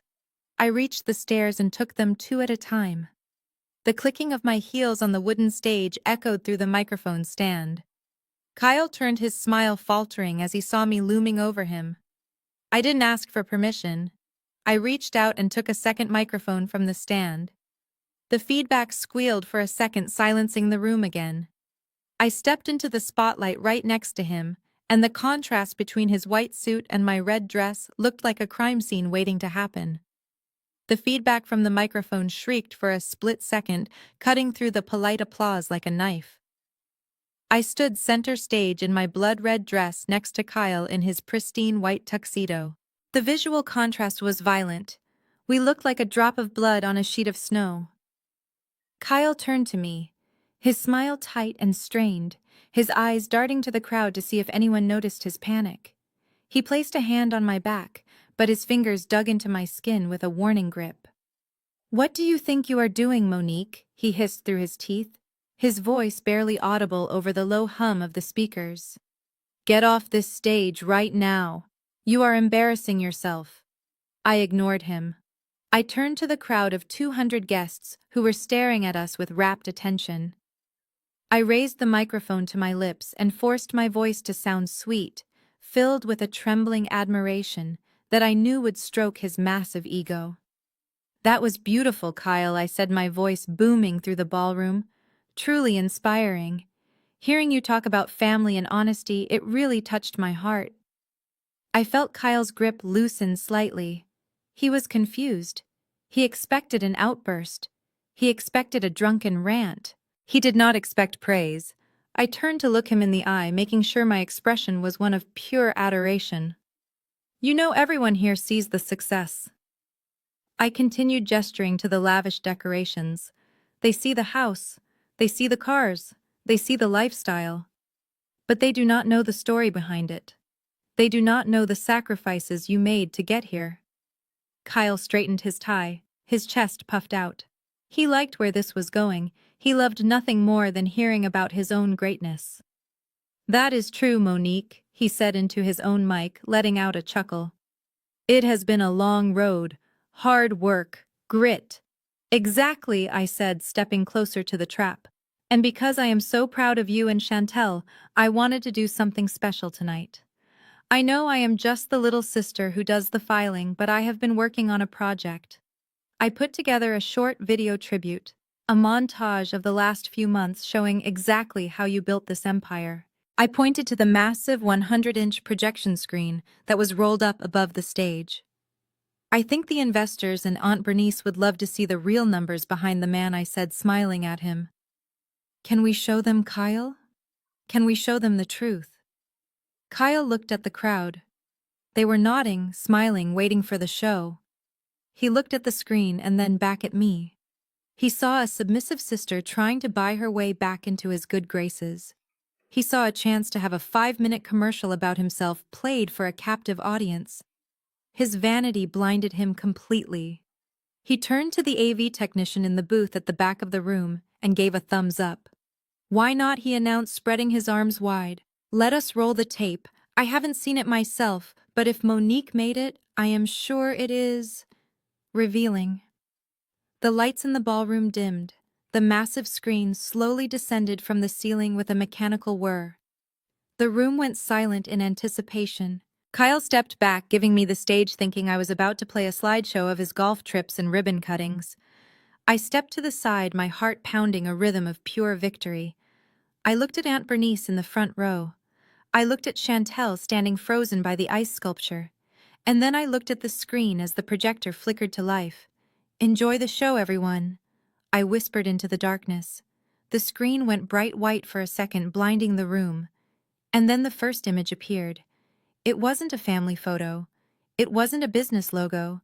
It was a high-resolution scan of a document. And the gasp that went through the room was music to my ears. The massive screen flickered once and then stabilized into a high-definition image that was 10 feet tall. It was not a montage of Kyle receiving an award. It was not a photo of their charity work. It was a document, a Georgia certificate of vehicle title. The font was large enough for people in the back row to read without glasses. The room fell into a confused silence. People squinted, trying to understand why they were looking at paperwork at a Christmas party. But then the details started to sink in. I stood on the stage, holding the microphone loosely in my hand, and turned to look at Aunt Bernice in the front row. I kept my voice soft, almost childlike in its curiosity. Auntie, I am a little confused. You see, I was doing some filing like a good little assistant, and I found this. You told me you sent the money for the Mercedes 3 weeks ago, right? You told us there was a chip shortage and that the car had not arrived yet. I pointed a finger at the screen. The laser pointer effect of my words hit the target. But Auntie, if you look right there at the owner section, it does not say Monique. It says Kyle Miller. And if you look at the date of purchase, it does not say pending. It says August 15th. A ripple of whispers started in the middle of the room and spread outward like a shockwave. I could hear the hushed voices of the investors. August. That is 3 months ago. Why is the car in his name if it was a gift? Wait, did he say there was a supply chain issue? I walked closer to the edge of the stage, looking down at Kyle, who had turned the color of the fake snow outside. He was staring at the screen, his mouth opening and closing like a fish out of water. He reached for the remote, but I stepped in front of him, blocking his path. I continued my narration, my voice getting stronger. So I have to ask the question that is on everyone's mind. If Kyle bought the car 3 months ago and registered it in his name, then where is it? Why have I been driving a rusted Toyota with no heater while my car sits in a garage somewhere? Did you know about this, Kyle? Did you forget to tell us that you already bought the car? Or was there another reason you needed the title in your name? The air in the room changed. It went from a festive celebration to a tribunal. The guests were not stupid. They were business people. They knew what embezzlement looked like. They knew what fraud smelled like, and right now the scent of it was coming off Kyle in waves. Aunt Bernice stood up slowly, her hand gripping the back of the chair in front of her. Her eyes were locked on the screen, reading the date over and over again. The lie was unraveling in high resolution, and there was nowhere for Kyle to hide. I did not wait for the murmurs about the stolen title to die down. I pressed the button on the remote again. The screen behind me flickered, and the clean white document vanished. In its place appeared a series of gritty, high-contrast photographs that looked like crime scene evidence because that is exactly what they were. The image was blown up to 10 feet tall, showing the interior of the Toyota steering column. The plastic cover was removed, revealing the hollow, jagged space where the airbag should have been. Stuffed inside that space was a wad of yellowed newspaper. Next to the photo was the mechanic's report signed by Old Joe with the words "Vehicle unsafe and airbag missing" circled in thick red marker. A collective gasp sucked the air out of the room. A woman in the front row covered her mouth with her hand. The silence that followed wasn't confused anymore. It was horrified. Theft is one thing. White-collar crime is something these people understood. But this was different. This was physical. This was violence. I stepped to the edge of the stage until the toes of my red shoes were hanging over the drop. I scanned the crowd until I found Chantel. She was standing by the ice sculpture, her face as pale as the frozen water next to her. She was shaking her head slightly, mouthing the word no, but I wasn't letting her off the hook. "Take a good look, everyone," I said, my voice dropping to a low, dangerous register that carried to the back of the room, without even needing the microphone. "This is the car my sister gave me. She told me it was safe. She told me she checked it herself. She sent me out into the pouring rain on the highway in a metal box that she knew was a coffin." I pointed at the screen without looking back. "That is a newspaper, Chantel. That is what you gave me to cushion my head if I crashed. A sales ad for discount meat. You stole the Mercedes with the 5-star safety rating, and you put me in a car with cut brake lines and paper airbags." I leaned forward, my eyes locking onto hers across the room. I let the pain and the betrayal bleed into my voice. "Sister," I asked, "my own flesh and blood. You let me drive away in that thing. You watched me leave. You knew if I hit a wall I would never come home. Is that how much you love me? Is my life worth less to you than a down payment on a luxury car? Tell me, Chantel, did you pray I would crash?" Chantel couldn't speak. She looked like she was going to be sick.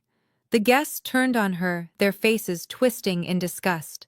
The mask of the perfect family had not just slipped. It had shattered into a million sharp pieces on the floor.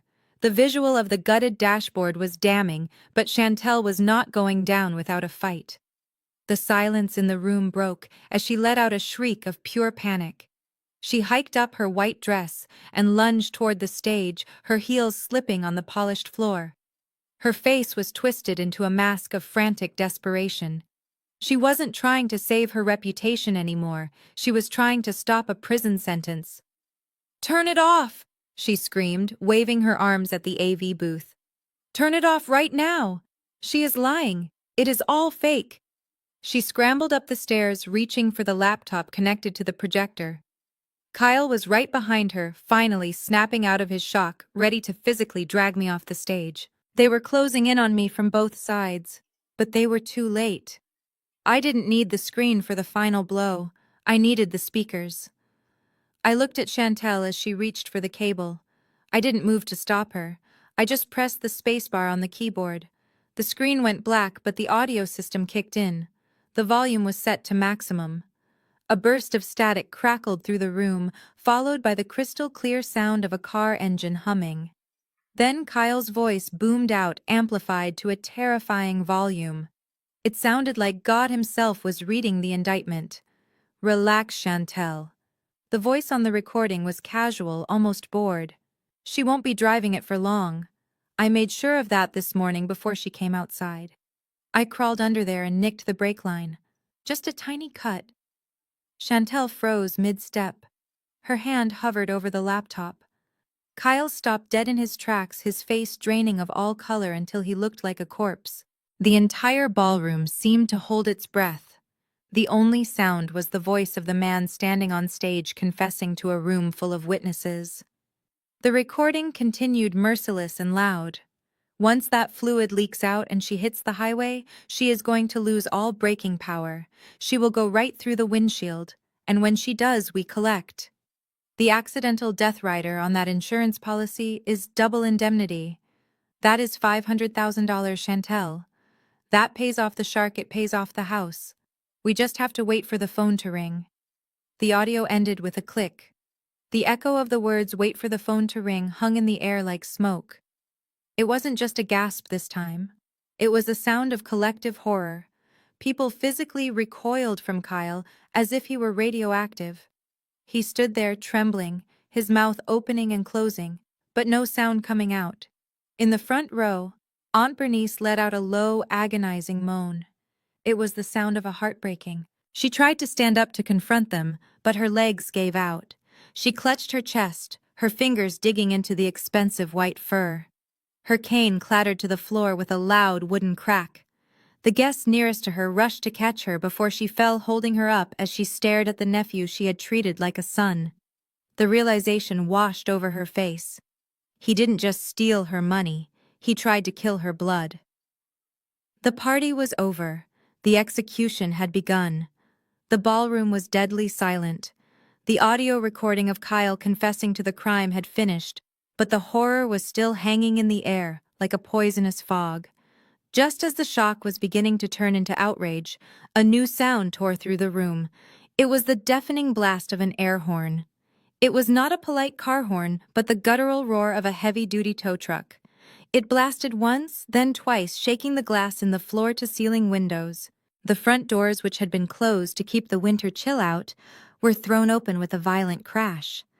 A gust of freezing wind swept into the room, blowing napkins off the tables and ruining the perfect temperature. 3 men stepped into the foyer. They were not wearing white tuxedos. They were wearing neon yellow safety vests over grease-stained hoodies. Their arms were covered in tattoos, and they smelled of diesel fuel and cigarettes. They looked like wolves walking into a pen of sheep. The leader of the group, a man with a shaved head and a clipboard, scanned the room with a bored expression. He did not care about the senator. He did not care about the champagne. He just wanted his asset. He spotted Kyle standing on the stage, looking like a ghost. The man marched into the center of the room, his muddy work boots leaving dark streaks on the pristine white marble floor. He stopped at the base of the stairs and looked up at Kyle. "Are you Kyle Miller?" He shouted, his voice rough and commanding. Kyle did not answer. He couldn't. The man did not wait. He looked at his clipboard and then back at Kyle. "Mr. Miller, I am with Quick Cash Recovery. We are here on behalf of the lender. You are 90 days delinquent on the title loan for a 2024 Mercedes Benz GLE." The words hung there. Title loan. The guests gasped again. Title loans were for desperate people. They were for people who had hit rock bottom. The man held up a set of keys. "We have the spare key. The truck is hooked up. We are repossessing the vehicle immediately. Unless you have $60,000 in cash on you right now, that car is leaving with us." Kyle slumped against the podium. The final layer of his success had been peeled away. He wasn't a tycoon. He was broke, and his car was being dragged away on a hook in front of everyone he ever wanted to impress. The heavy rumble of the tow truck had barely faded when the room was bathed in a new kind of light. Red and blue strobes cut through the festive white decorations, turning the ballroom into a chaotic disco of law enforcement.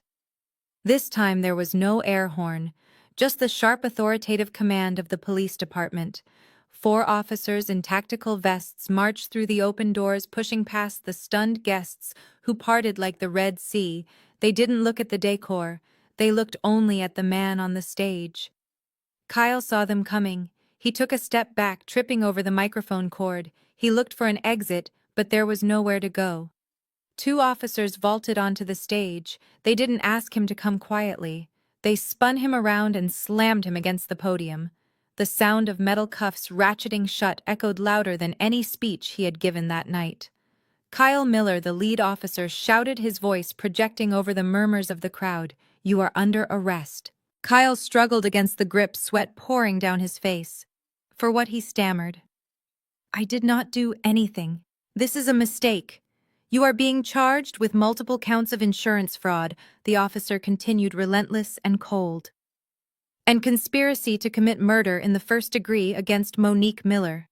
The words hit Kyle like a physical blow. The reality of a life sentence crashed down on him. And then the rat turned on the ship. He didn't cry for a lawyer. He didn't ask for mercy. He twisted his head around, scanning the crowd frantically until he found his wife. It was her. He screamed, his face purple with rage and fear. It was Chantel. She told me to do it. She wanted the money. She is the beneficiary. Do not take me, take her. She planned the whole thing. He was still screaming accusations, dragging his wife down with him as they hauled him off the stage. The guests watched in horrified silence as the perfect husband threw his partner to the wolves just to save his own skin. The police cars were flashing outside, casting long blue shadows across the ballroom, but inside the real judgment was about to be delivered. Chantel stood alone in the center of the room. Her husband was gone, dragged away in handcuffs. Her reputation was incinerated. She looked around wild-eyed and saw Aunt Bernice sitting in the front row, still clutching her chest. Chantel saw a flicker of hope, a chance to manipulate the one person who had always bailed her out. She rushed forward and threw herself onto her knees, grabbing the hem of Bernice's fur coat. Her white dress was stained with the dirt from the repo man's boots. "Auntie, please," she wailed, tears streaming down her face, ruining her perfect makeup. "You have to help me. I didn't mean for it to go this far.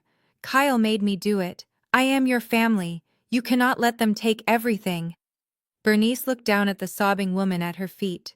For years she had looked at Chantel with pride, but now her eyes held nothing but pure, unadulterated disgust. She slowly pulled her coat out of Chantel's grip, as if she were touching something filthy. She didn't yell. She didn't scream. She spoke with a quiet, terrifying finality that silenced the entire room. "I do not have a niece who would kill her own sister for a payout," Bernice said, her voice shaking with suppressed rage. "You are not family. You are a stranger to me, a monster." Chantel sobbed louder, trying to grab her hand again, but Bernice pulled back sharply. And regarding this estate, Bernice continued, looking around the lavish room with a sneer. "You seem to forget that my signature is the only reason the bank approved this loan. I am the guarantor, and I am withdrawing my support effective immediately. I am calling the bank in the morning to surrender the collateral."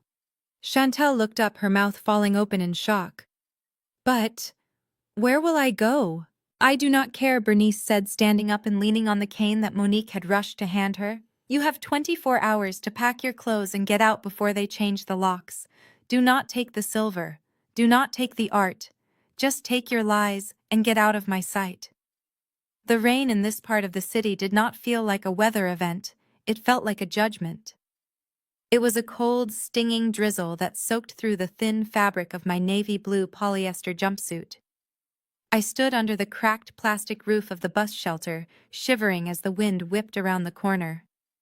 I looked down at my chest. There was no diamond necklace. There was no silk scarf. Just a cheap plastic name tag pinned to the pocket that read, "Citywide Cleaning Services." 3 months ago, I was standing in a ballroom surrounded by the elite, sipping champagne and judging people for wearing the wrong shade of white. Now I was wearing the uniform of the people I used to ignore. The irony was a bitter pill that I had to swallow every single morning. My hands, which used to be manicured weekly, were now red and chapped from the industrial chemicals I used to scrub floors in the office towers downtown. I checked my watch. It was a cheap digital one I bought at a drugstore. The bus was late. Again. I thought about calling Kyle to complain, but then I remembered. Kyle was sitting in a 6x8 cell awaiting trial. He couldn't help me. He couldn't even help himself.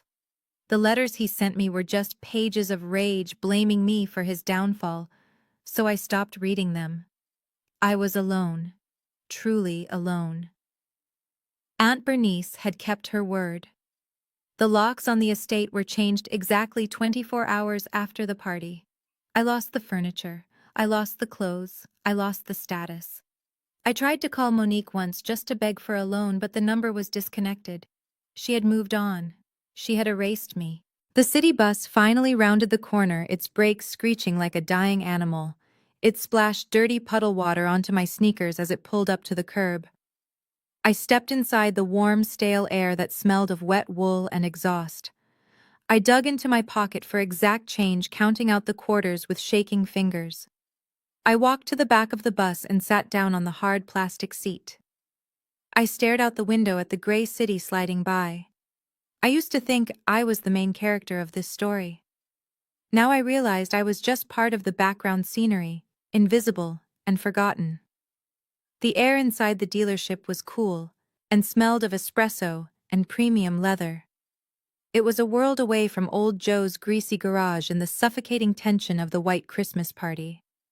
I walked across the polished floor, trailing behind Aunt Bernice, who was moving with a renewed energy. She had traded her cane for a determined stride. She stopped in front of the center display and pointed a manicured finger. It wasn't a pearl-white SUV designed for appearances. It was a G-Wagon, matte black, boxy, aggressive. It looked less like a car and more like a tank that had been carved out of obsidian.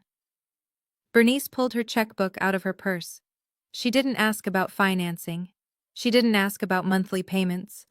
She uncapped her pen and wrote a check for the full amount, the sound of the pen scratching against the paper echoing in the quiet room. She tore the check out with a satisfying rip and handed it to the stunned salesman. "Go draw up the papers," she told him, "and put it in her name. Only her name."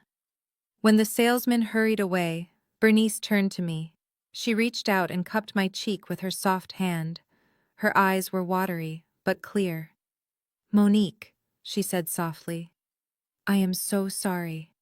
I let a wolf into the henhouse, and I was too blind to see him eating my family alive. I almost lost you because I wasn't paying attention. I cannot change the past, but I can make sure you are safe in the future." I looked at the massive black vehicle. It had reinforced doors and the highest safety rating in the world. It was a fortress on wheels. It was indestructible, just like I had become. "It is too much, Auntie," I whispered. "It is just enough," she corrected me, wiping a tear from her eye. "Consider it back pay for being the only honest soul in this family. Now here are the keys. Let us go home." The matte black hood of the G-Wagon cut through the heavy afternoon rain like a shark moving through dark water. Inside the cabin, the world was silent and temperature-controlled. The smell of fresh Italian leather filled my nose, a stark contrast to the mildew and fear that used to cling to my old Toyota. I gripped the thick, heated steering wheel, feeling the vibrations of the massive engine beneath my hands. This wasn't just a car, it was a fortress. It was a statement that I was no longer the prey. I was the one deciding where the road went. I turned onto the familiar street that led toward the downtown district. The wipers swept across the glass in a rhythmic, hypnotic beat. Through the blur of the downpour, I saw a figure standing at the bus stop ahead. The shelter was cracked and offered little protection against the driving wind. The person was huddled against the plastic wall, wearing a shapeless navy blue uniform that was soaked through to the skin. As I got closer, the figure turned. Even through the rain and the months of hardship, I recognized the face instantly. It was Chantel. She looked older. The stress of poverty had etched lines into her face that no expensive cream could hide anymore. Her hair, which used to be her crowning glory, was frizzy and pulled back into a messy knot. She was shivering, clutching her arms to her chest as she waited for a bus that was running late. I slowed the car down just a fraction. The massive tires crunched over the wet asphalt. The sound made Chantel look up, her eyes locked onto the aggressive black grille of the SUV. Then she saw me through the driver's side window. Time seemed to freeze for a second. I saw a spark of recognition flare in her eyes, followed immediately by a look of desperate hope. She took a step toward the curb, moving away from the safety of the shelter and into the rain. Her mouth opened. I could see her shouting my name, though the sound was swallowed by the storm and the insulation of my car. She raised a hand, half waving, half begging. In her mind, she was already playing out the scene. She thought I would pull over. She thought I would unlock the doors and let her into the warmth. She thought I would drive her to a hot meal and hand her some cash, because that is what the old Monique would have done. She was banking on the fact that we shared the same blood. But she forgot that she was the one who tried to spill mine. I looked at her wet, miserable face and I felt absolutely nothing. No anger, no pity, no sadness. It was like looking at a stranger. I thought about the brake lines she let Kyle cut. I thought about the hollow dashboard. I thought about the insurance policy. If she had her way, I wouldn't be driving this car. I would be in a grave, and she would be spending my death benefit on a vacation. Forgiveness is a virtue, people say. But in the real world, forgiveness without change is just permission to be hurt again. And forgiving the person who plotted your murder is not kindness, it is suicide. I didn't touch the brake pedal. Instead, I reached up and slid my dark sunglasses onto my face, hiding my eyes from her view. I became a monolith, a force of nature that could not be bargained with. I pressed my foot down on the accelerator. The twin-turbo engine roared to life, a deep guttural growl that shook the pavement. I saw Chantel's face crumble as she realized I wasn't stopping. The hope died instantly, replaced by the crushing weight of her new reality. I sped past her, the G-Wagon kicking up a massive spray of dirty rainwater that soaked her legs. I didn't look in the rearview mirror. I didn't need to see her standing there alone in the cold. That was her life now. I kept my eyes on the road ahead, driving straight into a future that was finally mine. Family is not defined by DNA, but by loyalty and behavior. Monique's journey proves that the most dangerous enemies often hide in plain sight, disguised as those who are supposed to protect us. We must learn that silence is not weakness. It is often the sound of a strategy being built. Forgiveness without change is merely self-destruction, and staying in toxic environments can literally cost you your life. The bravest thing you can do is stop fighting for people who are betting on your downfall.